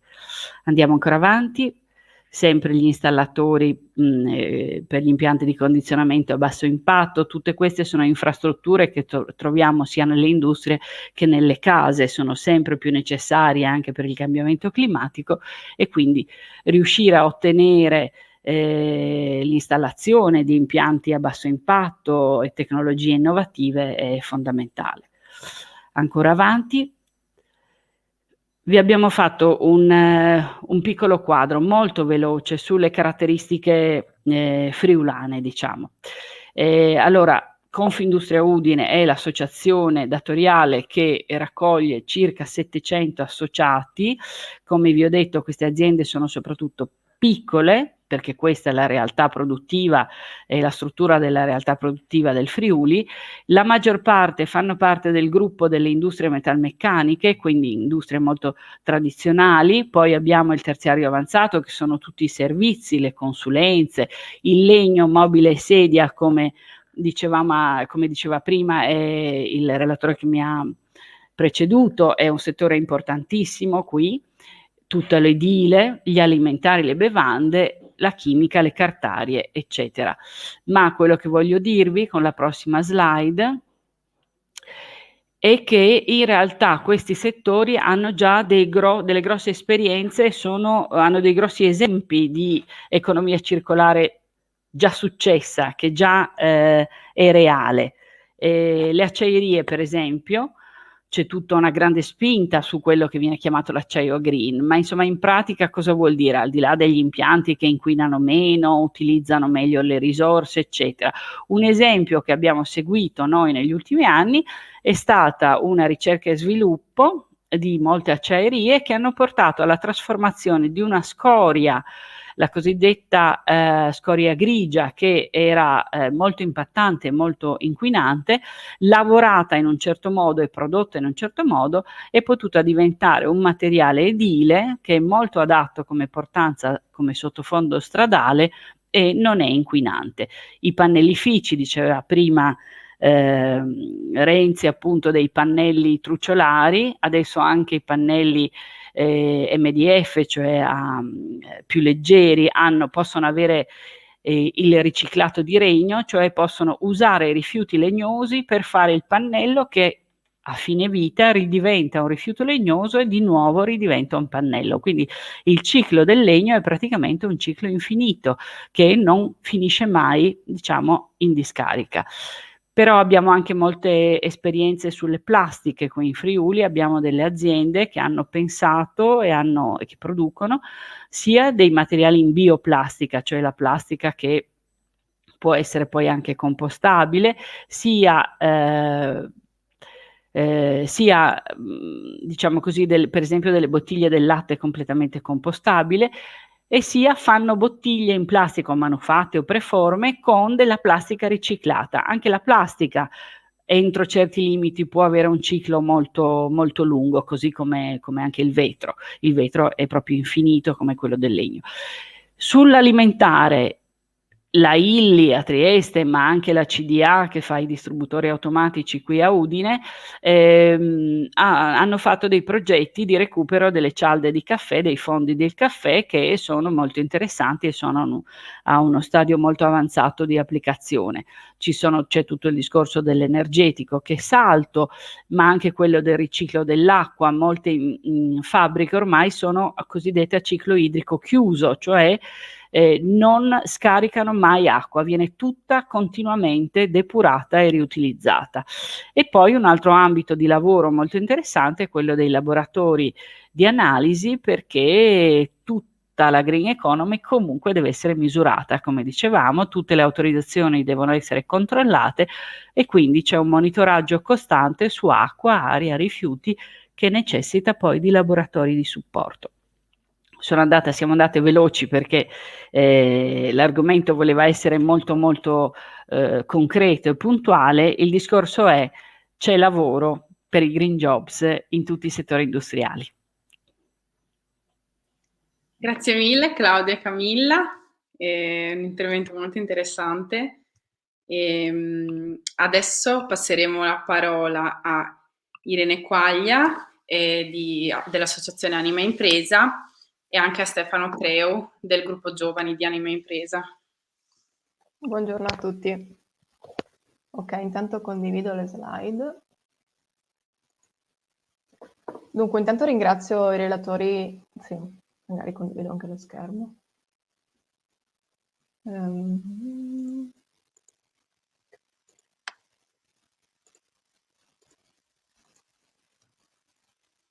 Ci siamo, mi vedete? Sì, sì. Ottimo. Eccoci. Ottimo. Intanto ringrazio sì, i relatori precedenti perché mi hanno dato davvero là per delle tematiche che affronterò molto molto brevemente, soprattutto degli esempi di economia circolare delle nostre aziende. Io volevo parlarvi di Anima Impresa, mi occupo della comunicazione di Anima Impresa, sono Irene Quaglia. Anima Impresa cos'è? È un'associazione che da più di 10 anni si occupa di promuovere la sostenibilità sul territorio. Come lo fa? Tramite diverse attività, perché appunto come è stato detto più e più volte, la sostenibilità non è limitata a un approccio, delle iniziative singole, quanto un approccio trasversale. E quindi noi lo facciamo tramite progetti di economia circolare, tramite la creazione di valore condiviso, tramite la tanto citata reportistica di sostenibilità. Ciò che ci piace sempre sottolineare è quanto sia importante per noi fare network, fare squadra. Appunto mi ha fatto molto piacere che prima di me fossero a parlare un referente dell'università e un referente di Confindustria, perché con entrambi abbiamo una convenzione che ci permette di fare molteplici attività, appunto a dimostrare quanto la tematica sia impellente per il territorio e quanto vada affrontata da diversi punti di vista in diversi ambiti. Anima Impresa è un network di aziende, appunto, e c'è anche qualche professionista, tutti accomunati dalla passione per la sostenibilità. Nasce più di 10 anni fa da una referente proprio di Confindustria, che si accorge che sul territorio friulano ci sono diverse iniziative ancora non si chiamava sostenibilità, almeno la parola non era così diffusa, però non sono messe in maniera strategica all'interno della strategia operativa dell'azienda, sono semplicemente a spot, si declinano più magari in sponsorizzazioni o in azioni una tantum filantropiche, e quindi decide di fare un'associazione che possa in qualche modo portare una cultura della sostenibilità nelle imprese. E quindi con una manciata di imprese inizia questa avventura. Oggi Anima Impresa è questo, siamo moltissime aziende e come potete vedere sono davvero di diverso settore e di diversa grandezza. Questo appunto sottolineare quanto non sia importante, come hanno sottolineato i relatori precedenti, quanto non sia importante il settore di appartenenza e soprattutto sì, la grandezza. Non ci si può più nascondere dietro la scusa la sostenibilità è un appannaggio delle aziende grandi, io non posso permettermelo. No, perché la sostenibilità è un approccio, è un modo di declinare tutte le attività che normalmente si fanno in azienda. E quindi potete vedere appunto come andiamo dalla multinazionale allo studio professionale, alla startup innovativa e così via. La sostenibilità è ovunque, è trasversale, come detto prima la relatrice prima di me. Andando avanti possiamo vedere come Anima Impresa creda molto nella comunicazione. Sicuramente sono importanti le competenze scientifiche di cui si è parlato prima per attuare i progetti a livello pragmatico, tecnico, però c'è anche tanto bisogno ancora di una cultura della sostenibilità. In 10 anni si è fatto tanto, sicuramente la parola sostenibilità adesso è all'ordine del giorno, forse anche un po' troppo all'ordine del giorno, rischia di perdere significato, quindi bisogna stare molto attenti a questo bombardamento di informazioni, a questa infodemia, e per questo è tanto importante per noi puntare sulla comunicazione di buone pratiche, di testimonianze delle nostre aziende. Sì, lo facciamo in diversi modi, in diversi canali. In alto a sinistra potete vedere l'evento del 2 marzo, proprio la settimana scorsa. Era la tappa locale dell'evento più importante sulla sostenibilità, sulla CSR e sull'innovazione sociale. E noi da anni curiamo la tappa udinese di questo evento che a ottobre poi fa 2 giorni a Milano, alla Bocconi, in cui è un Giro d'Italia della sostenibilità, si chiama, e appunto permette di dare voce a tutte quelle esperienze di sostenibilità del territorio, salvo poi alla edizione nazionale invitare tutte le più grandi aziende d'Italia che possano portare la propria testimonianza a livello molto più strutturato. Però è importante vedere come si ferma nei territori, ascolta le voci del territorio, appunto permette di dare testimonianza di queste esperienze anche micro delle piccole e medie imprese.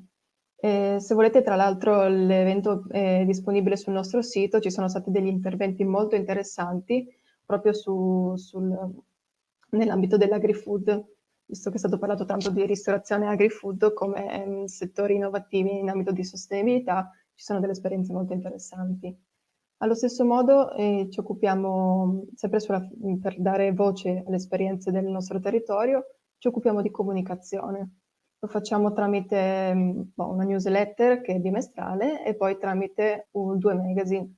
Uno è dedicato interamente a dare voce alle donne, quindi in ottica di genere cerchiamo di raccogliere contributi solo femminili, si chiama CSR Smile, ed è lo spin-off di un progetto che abbiamo fatto molto più strutturato di sistema per valorizzare appunto la parità di genere in aziende sul territorio, e un altro è l'Evolution, che punta a raccogliere prospettive di sostenibilità da parte di vari esperti, da parte di ricercatori, di professionisti di ogni settore, purché appunto siano inerenti alla sostenibilità. E, mi piace sempre ricordare che 2 edizioni all'anno di questo numero le dedichiamo al nostro gruppo giovani, di cui parleremo più avanti, di cui appunto Stefano Treu poi ci farà da referente, farà da portavoce. Inoltre curiamo molti progetti di sistema, quindi tramite la convegnistica riusciamo a portare le nostre testimonianze. Sono dei progetti che hanno spesso degli ampi partenariati, appunto a sottolineare quanto sia importante fare rete per fare in modo che appunto la sostenibilità sia proprio intrinseca nelle strategie operative di tutte le organizzazioni del territorio.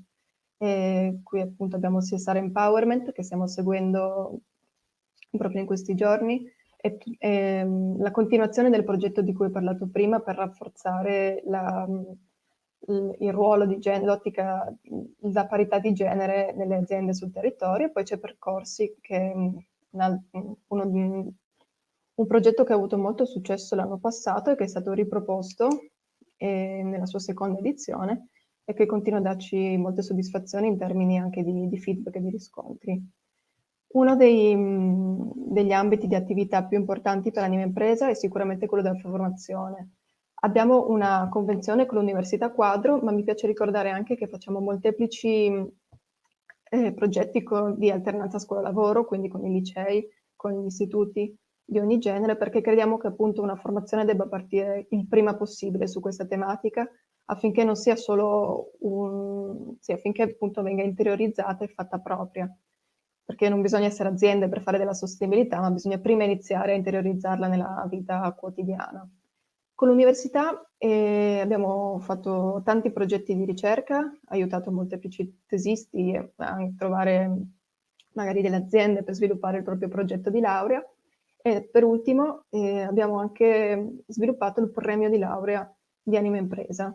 Tramite il coinvolgimento di 2 delle nostre aziende abbiamo lanciato la prima edizione nel 2019 e abbiamo fatto tra l'altro la premiazione la scorsa estate, appena si è potuto aprirsi un attimo, e adesso ci muoveremo per lanciare la seconda edizione. Ha avuto anche il patrocinio di ASVIS, che è l'Alleanza Italiana per lo Sviluppo Sostenibile, e devo dire che ci ha dato molti riscontri positivi anche in termini di tesi inerenti alla sostenibilità. Era dedicato ovviamente a tesi inerenti alla sostenibilità, in più con un focus che avessero qualche carattere innovativo per il territorio. Ed è stato davvero molto interessante leggere tanti elaborati che ormai sono sulla tematica, e questa cosa ci fa molto piacere. Oltre a ciò, appunto, abbiamo da poco sviluppato il nostro gruppo giovani, che sì, è nato in un periodo un po' nefasto, perché si è formato a fine del 2019, quindi potete capire che le attività non sono potute essere molte come avremmo voluto. In basso a sinistra potete vedere uno dei pochi eventi che siamo riusciti a organizzare con il gruppo giovani.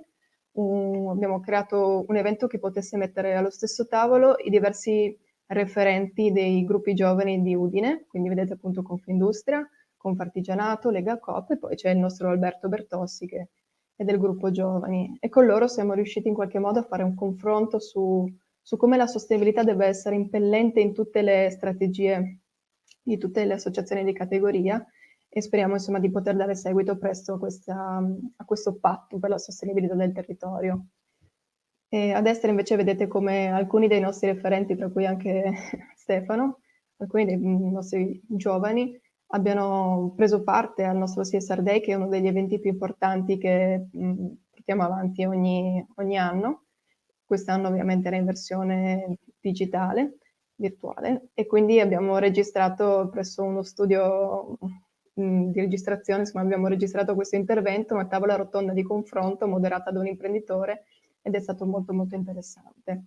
Ma ci piace anche sporcarci le mani, nella serie abbiamo collaborato molte volte con il gruppo Y Revolution, un gruppo un gruppo che si impegna per raccogliere i mozziconi per terra.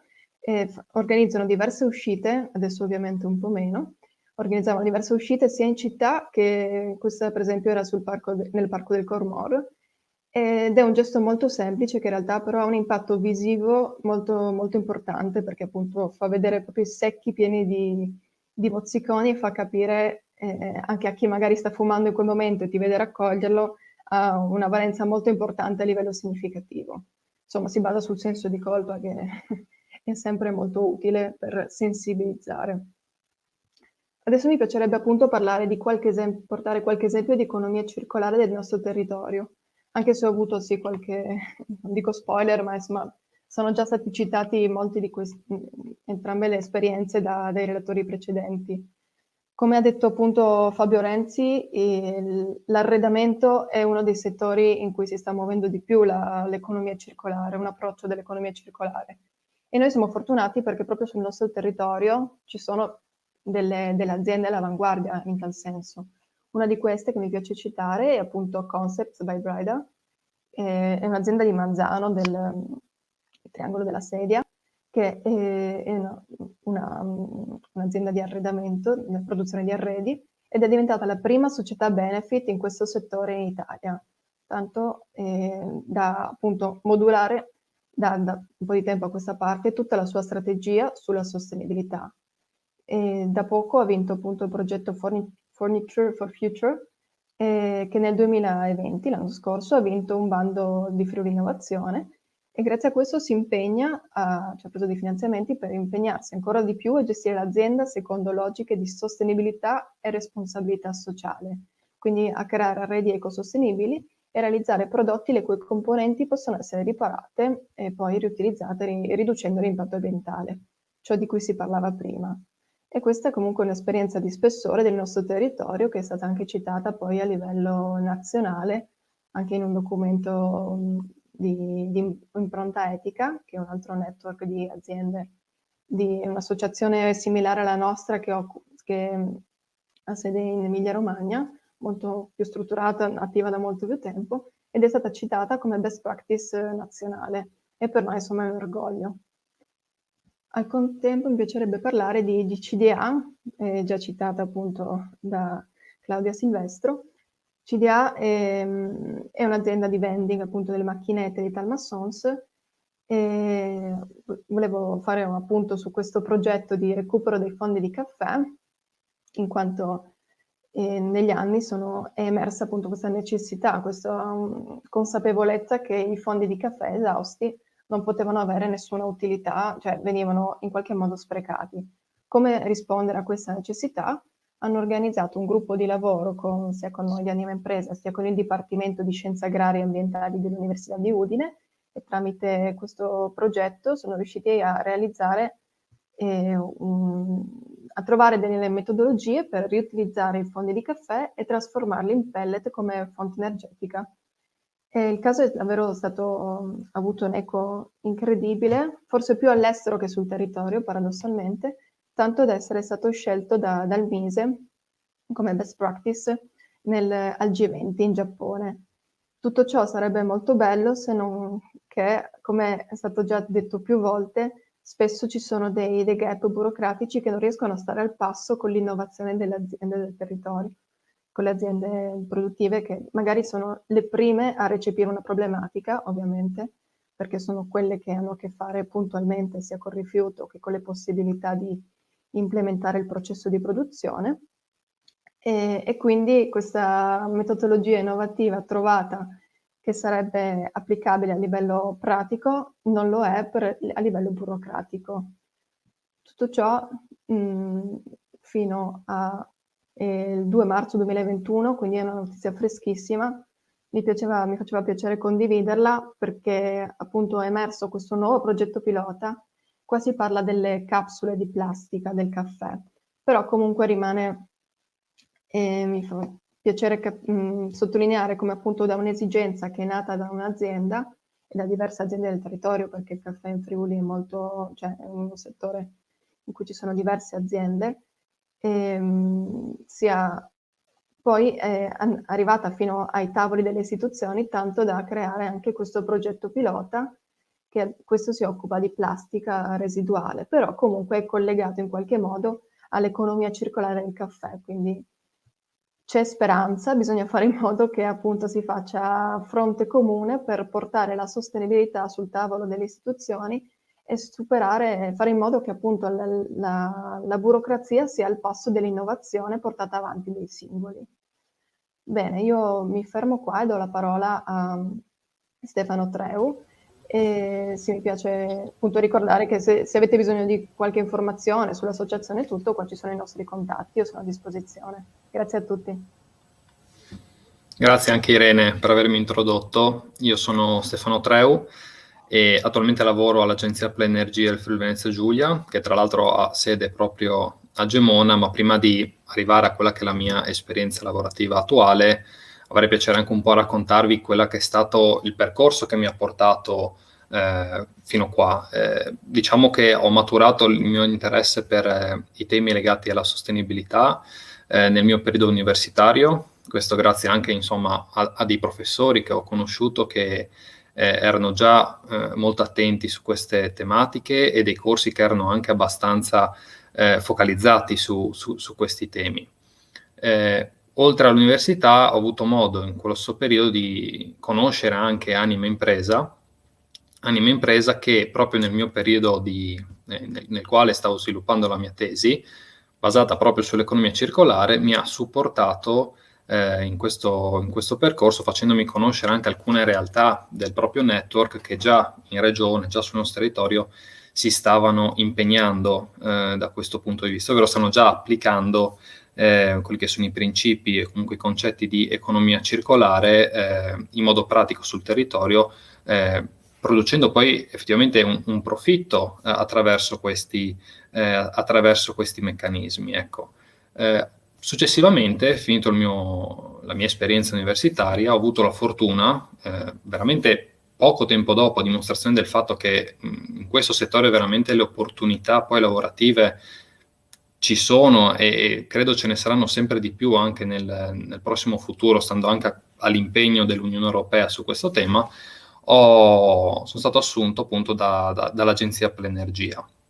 Per l'agenzia io comunque sono stato assunto come esperto, fra virgolette, di economia circolare e attualmente seguo un progetto che adesso vediamo se riesco a mostrare il mio schermo, vi illustrerò molto, molto brevemente, insomma.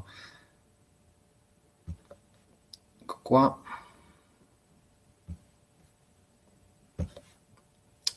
Spero che vediate la presentazione, ok? Questo è il progetto City Circle, un progetto che diciamo ha come obiettivo quello di creare o promuovere comunque innovazione e sviluppo economico in alcune regioni che possiamo definire periferiche dell'Unione Europea, come ad esempio il Friuli Venezia Giulia, tramite però l'attuazione e l'applicazione di quelle che sono appunto le pratiche di economia circolare, a dimostrazione del fatto che questo tipo di modello economico che si pone in contrasto con il modello tradizionale di estrazione, produzione, consumo e generazione di rifiuti, riesca al contempo a coniugare quelle che sono le priorità di tipo ambientale, di tutela dell'ambiente, con quelle che sono le priorità soprattutto di aziende e dei governi, ma anche dei consumatori, quindi cittadini, priorità economiche, no? E quindi l'obiettivo è quello di dimostrare che è possibile coniugare questi due tipi di attenzioni che spesso nascono da sensibilità anche molto diverse fra i vari attori. Questo progetto è come detto, un progetto europeo e vede la partecipazione di APFVG e del Comune di Udine per quanto riguarda l'Italia. Poi abbiamo altri partner provenienti da altri paesi dell'Unione Europea. Diciamo che questo tipo di lavoro, di fatto sono il project manager per l'agenzia nei confronti di questo progetto, si configura un po' come uno di quei lavori, diciamo, tradizionali che però adesso stanno vedendo sempre di più la parte green venire fuori, no? Quindi che nascono tradizionali ma che si stanno adesso via via anche specializzando sotto una forma più attenta anche a quelli che sono gli aspetti della sostenibilità, proprio perché nel mio caso, nel caso della progettazione europea, ormai veramente tante risorse sono destinate a questo tipo di tematiche. Nel concreto, per spiegarvi un po' quello che faccio, diciamo che questi progetti si dividono in vari pacchetti di lavoro. Adesso, al di là di quello amministrativo e di comunicazione che sono un po' comuni a tutti i progetti, questo in particolare, il progetto City Circle, è diviso in 4 pacchetti tecnici che vanno quindi dall'ideazione di una strategia per ciascuna delle regioni coinvolte e l'implementazione di un hub, ovvero un ufficio facilitatore per l'economia circolare in grado di supportare aziende, cittadini, ma anche pubbliche amministrazioni in un percorso di transizione verso un sistema più sostenibile e appunto circolare. Insieme a questo abbiamo la raccolta e l'organizzazione di una knowledge base relativa a queste tematiche, utile sia internamente chiaramente a noi che ci occupiamo in prima battuta per quanto riguarda l'attività di questo progetto, ma anche poi per portare questo tema al di fuori, cercando di coinvolgere più soggetti possibili.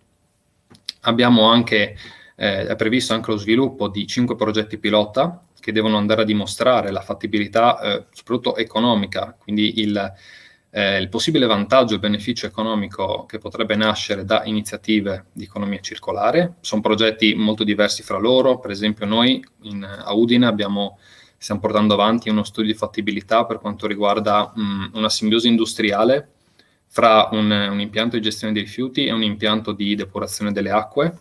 Poi però magari in Croazia stanno portando avanti invece un progetto che mira a valorizzare i rifiuti prodotti all'interno del mercato ortofrutticolo della città. E infine molto importante anche la creazione di value chains transnazionali, ovvero la creazione di network, di collaborazioni con altri soggetti, anche esterni appunto al progetto, per favorire quello che si chiama lo scale up poi progettuale, per creare un valore che si allarghi un po' anche oltre quello che era l'orizzonte del progetto e un po' anche oltre quelli che sono poi i soggetti direttamente coinvolti in esso. Nel concreto, quello di cui mi occupo poi di fatto all'interno dell'agenzia è praticamente il ruolo di responsabile per quanto riguarda lo sviluppo dell'attività del primo pacchetto di lavoro, quindi quello relativo alla creazione della strategia e la concettualizzazione dell'hub per l'economia circolare. Diciamo che si può dividere in due questo lavoro. Allora, da una parte sul territorio, quello che si è dovuto fare, parlo al passato perché questo pacchetto di lavoro si è concluso, sono passati ormai 2 anni da inizio del progetto. Quello che abbiamo dovuto fare è stato innanzitutto mappare quelli che sono gli stakeholders regionali, quindi quei soggetti che potenzialmente potevano essere interessati a collaborare con noi. Una volta selezionati e diciamo la nostra strategia è stata quella di coinvolgere soggetti provenienti da ambiti diversi fra loro, quindi l'università, un comune, aziende private, Federconsumatori per dar voce proprio ai cittadini, insomma per creare un gruppo di lavoro che fosse eterogeneo in modo tale da garantire poi uno sviluppo che desse una risposta un po' a tutti i settori, ecco, della società. Grazie alla collaborazione di questo gruppo di lavoro abbiamo potuto creare una prima strategia per l'economia circolare che ponga le basi o comunque che possa dare degli spunti per diciamo, effettuare questo processo di transizione a livello territoriale. Qui è importante anche capire che chiaramente non siamo noi gli unici che hanno questa prerogativa, insomma non siamo gli unici che stanno lavorando sul tema, tant'è che adesso ho conosciuto anche il progetto ECO con il quale credo che nel prossimo futuro insomma potremo anche un attimino allinearci, potremo un attimino conoscerci meglio anche. E questo perché, venendo al prossimo punto, che è quello della concettualizzazione di un hub, faccio l'esempio, il progetto in questo caso parlava di concettualizzare un ufficio da implementare sul territorio, però quello che abbiamo scelto di fare è cercare di capire cosa c'era già da noi, cosa c'era già in regione, per provare a valorizzarlo. È stato possibile, per esempio, collaborare con Federconsumatori, che loro stanno aprendo adesso in regione degli sportelli dedicati proprio al supporto dei cittadini sul tema dell'economia circolare, e noi abbiamo creato questa collaborazione per formare il personale di Federconsumatori sul tema proprio dell'economia circolare. E questo che ho spiegato finora è ciò che avviene a livello locale. A livello invece di partenariato, essendo responsabili noi dello sviluppo di questa attività, dobbiamo anche vigilare sull'operato di tutti i partner coinvolti, no? Dobbiamo vigilare che in ciascuna delle regioni queste attività innanzitutto vengano portate avanti, ma soprattutto che vengano portate avanti nel modo corretto.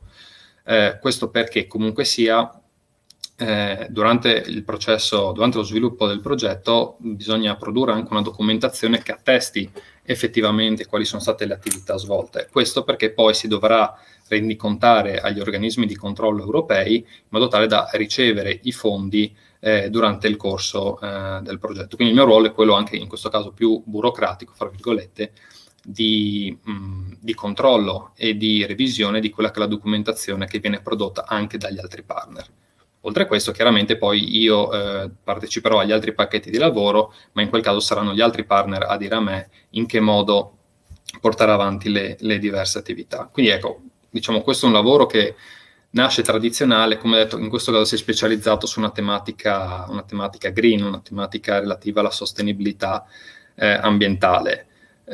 Oltre a questo ne abbiamo sentiti tanti anche durante tutti gli interventi che sono stati fatti oggi, soprattutto da parte di Confindustria Udine, e insomma quello che io mi sento di dire proprio in chiusura del mio intervento è proprio di confermare il fatto che se soprattutto i giovani, soprattutto quelli delle scuole superiori, insomma hanno un interesse verso questi temi, il mio invito è quello di approfondire queste tematiche, proprio perché di opportunità veramente ce ne sono, e soprattutto in un periodo in cui per gli altri settori diciamo è un po' più duretta, ecco, un po' più dura trovare magari un impiego, avere un settore così forte, così preponderante e in continua crescita è sicuramente è un qualcosa di cui secondo me, se si ha l'interesse, bisogna approfittarne. Ecco. Quindi io ho concluso, se ci sono domande sono qui. Allora, grazie per questo ultimo intervento.